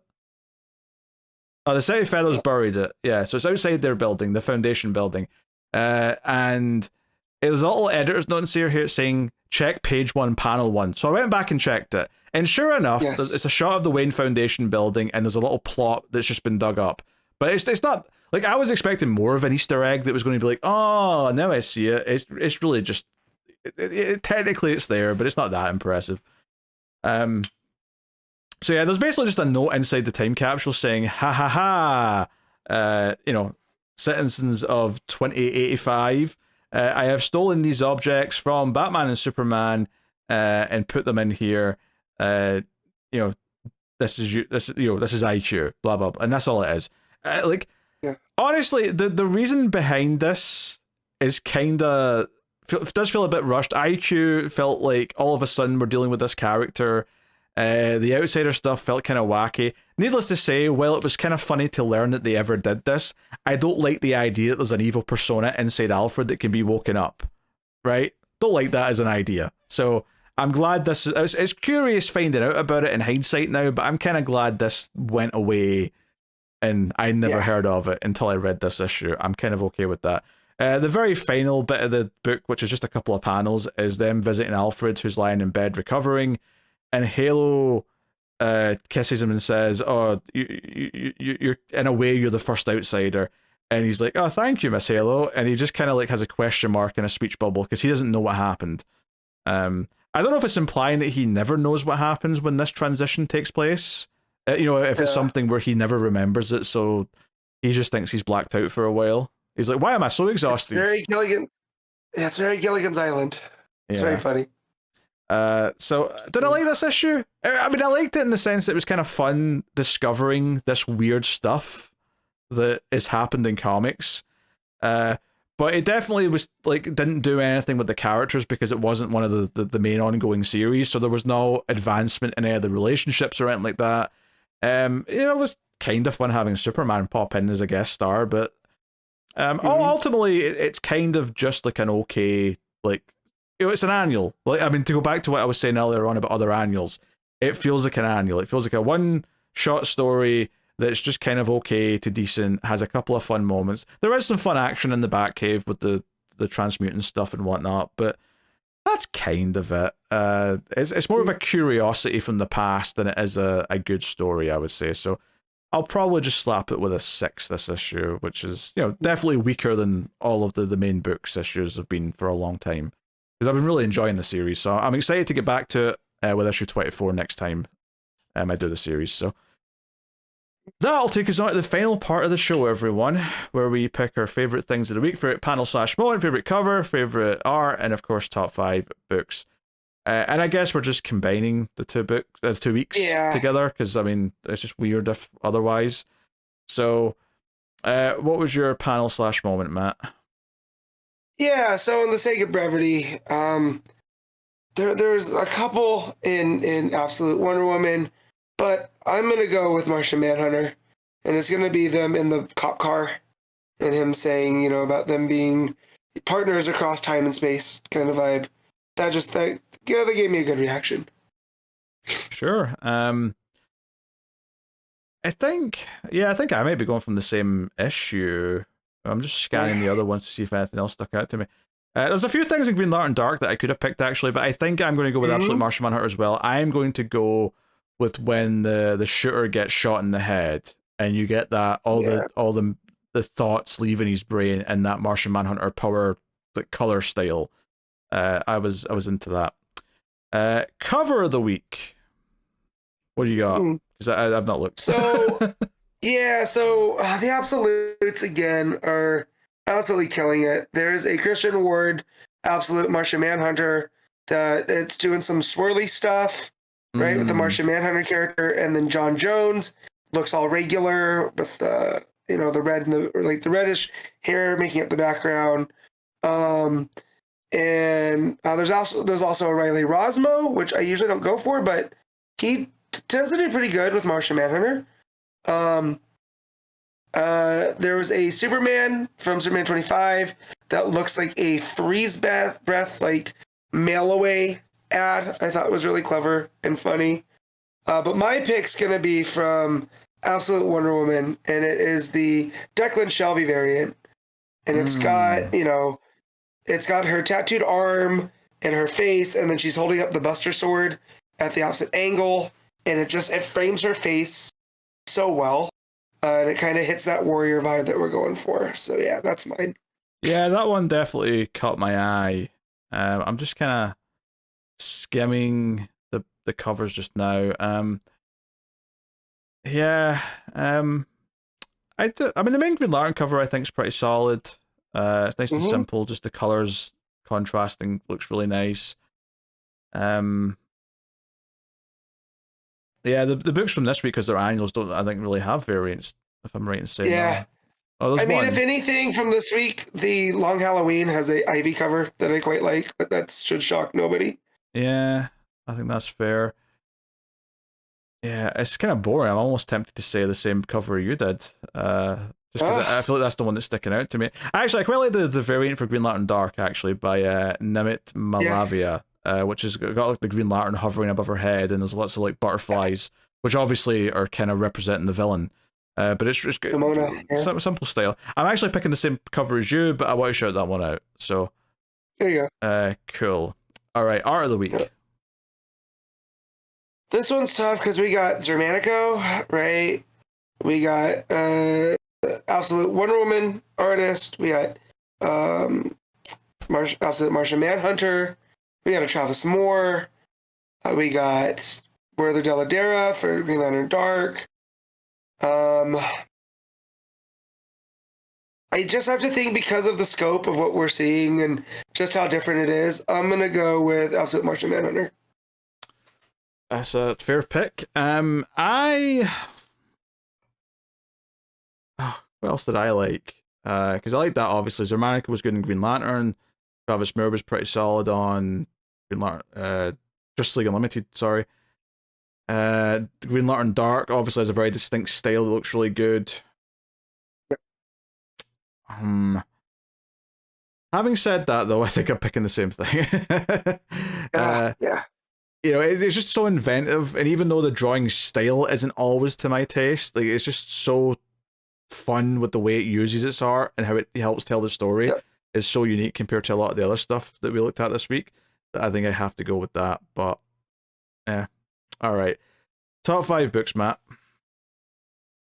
All right, so number 1's going to be Absolute Martian Manhunter. 2 is Absolute Wonder Woman. 3 is Green Lantern Dark. 4 is Batman The Long Halloween, Last Halloween. And 5 is Green Lantern. Yeah, number 1 for me is Absolute Martian Manhunter. 2 is Green Lantern Dark.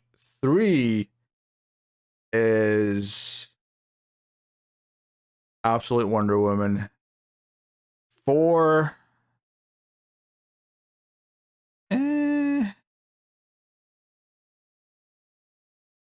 It's tough. Green Lantern probably at 4, and then 5. It feels weird to just pick. I guess Justice League Unlimited was the better of the two of those, but I want to put. No, I'll put Detective at 5.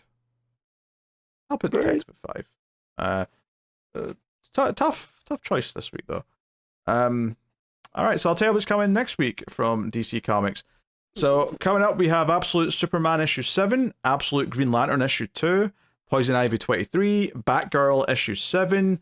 We have Birds of Prey 21, JSA issue 7, Two-Face issue 6, Black Canary Best of the Best issue 6. That's the final issues for those last two that I just mentioned. And then Secret 6 issue 3, Justice League The Atom Project issue 5, Resurrection Man Quantum Karma issue 2. Oof. And then your usual sort of young adult and facsimile stuff as well. That just reminds me, we didn't talk about it at the beginning, but Butch Geis passed away this week, who's working with Ram V on Resurrection Man, or was. Oh, I didn't hear this. I saw. I saw last night. Ram V posted about it and how much of an honor it was to work with him. And I guess he took a sudden illness, and I guess Geis's brother-in-law had posted that he had passed. So sad times. And it's weird that book's coming out next week. Oh well, damn. I'm looking forward to it though. Yeah. Because issue 1 was really cool. So, so like I was saying earlier on, next week's episode might be late. It may be at a weird time, depending on how it ends up happening. If Connor can make it, and it's kind of unclear if he can at this point, it will probably be the regular time, maybe.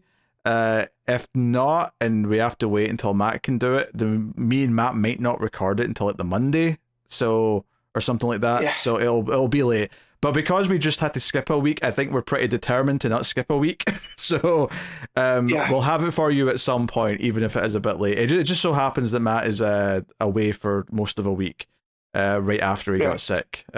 So this was always going to happen. The sickness obviously was completely random and unexpected. The sickness was a oopsie daisy, and now it's transformed into a different one that I hope I'm not sick for my vacation. So I'm after when we're done here, I'm going to rest. I'm gonna go eat maybe some soup. Sounds like a plan. We're gonna get on with it. Yeah. I'm hungry. I'm gonna go eat. That's what I'm gonna do. Whilst this is in the oven rendering on the old edit software. So that is the show, everyone. Thank you very much for joining us. We do appreciate it. Apologies again for not having an episode last week, but Connor was like busy. Like Matt literally didn't know he couldn't make the episode until a few hours before we'd been recording. So it was just it was like too late for Connor to fill in, and it was just kind of the only choice we had. So next time I will just have to get one of those programs that dictates, and I'll just type things. We're gonna get Microsoft Sam coming from Matt. Yes. So because we could have, I when I say zero voice, you guys, if you go back to the last episode before this one, my voice is rough. It was non-existent. Like it would have been real bad. So it's so funny though, because it was last week was a late-ish week, and then this week was a very late week because it was a week 5. Enough to do a show, but very late. And it is funny to me that we ended up having like a really big week instead because we had to do them together. But hey, whatever. Yeah. That's what it is. So we'll be back next week at some point next week. Again, maybe late. Just keep that in mind. But that is the show. Thank you very much for joining us. You can, of course, support the show over at patreon.com/MailFuzzTV and help keep it coming. Any support of any kind is greatly appreciated. So thank you for joining us once again. Keep reading DC Comics, and remember to never get lost in the Speed Force.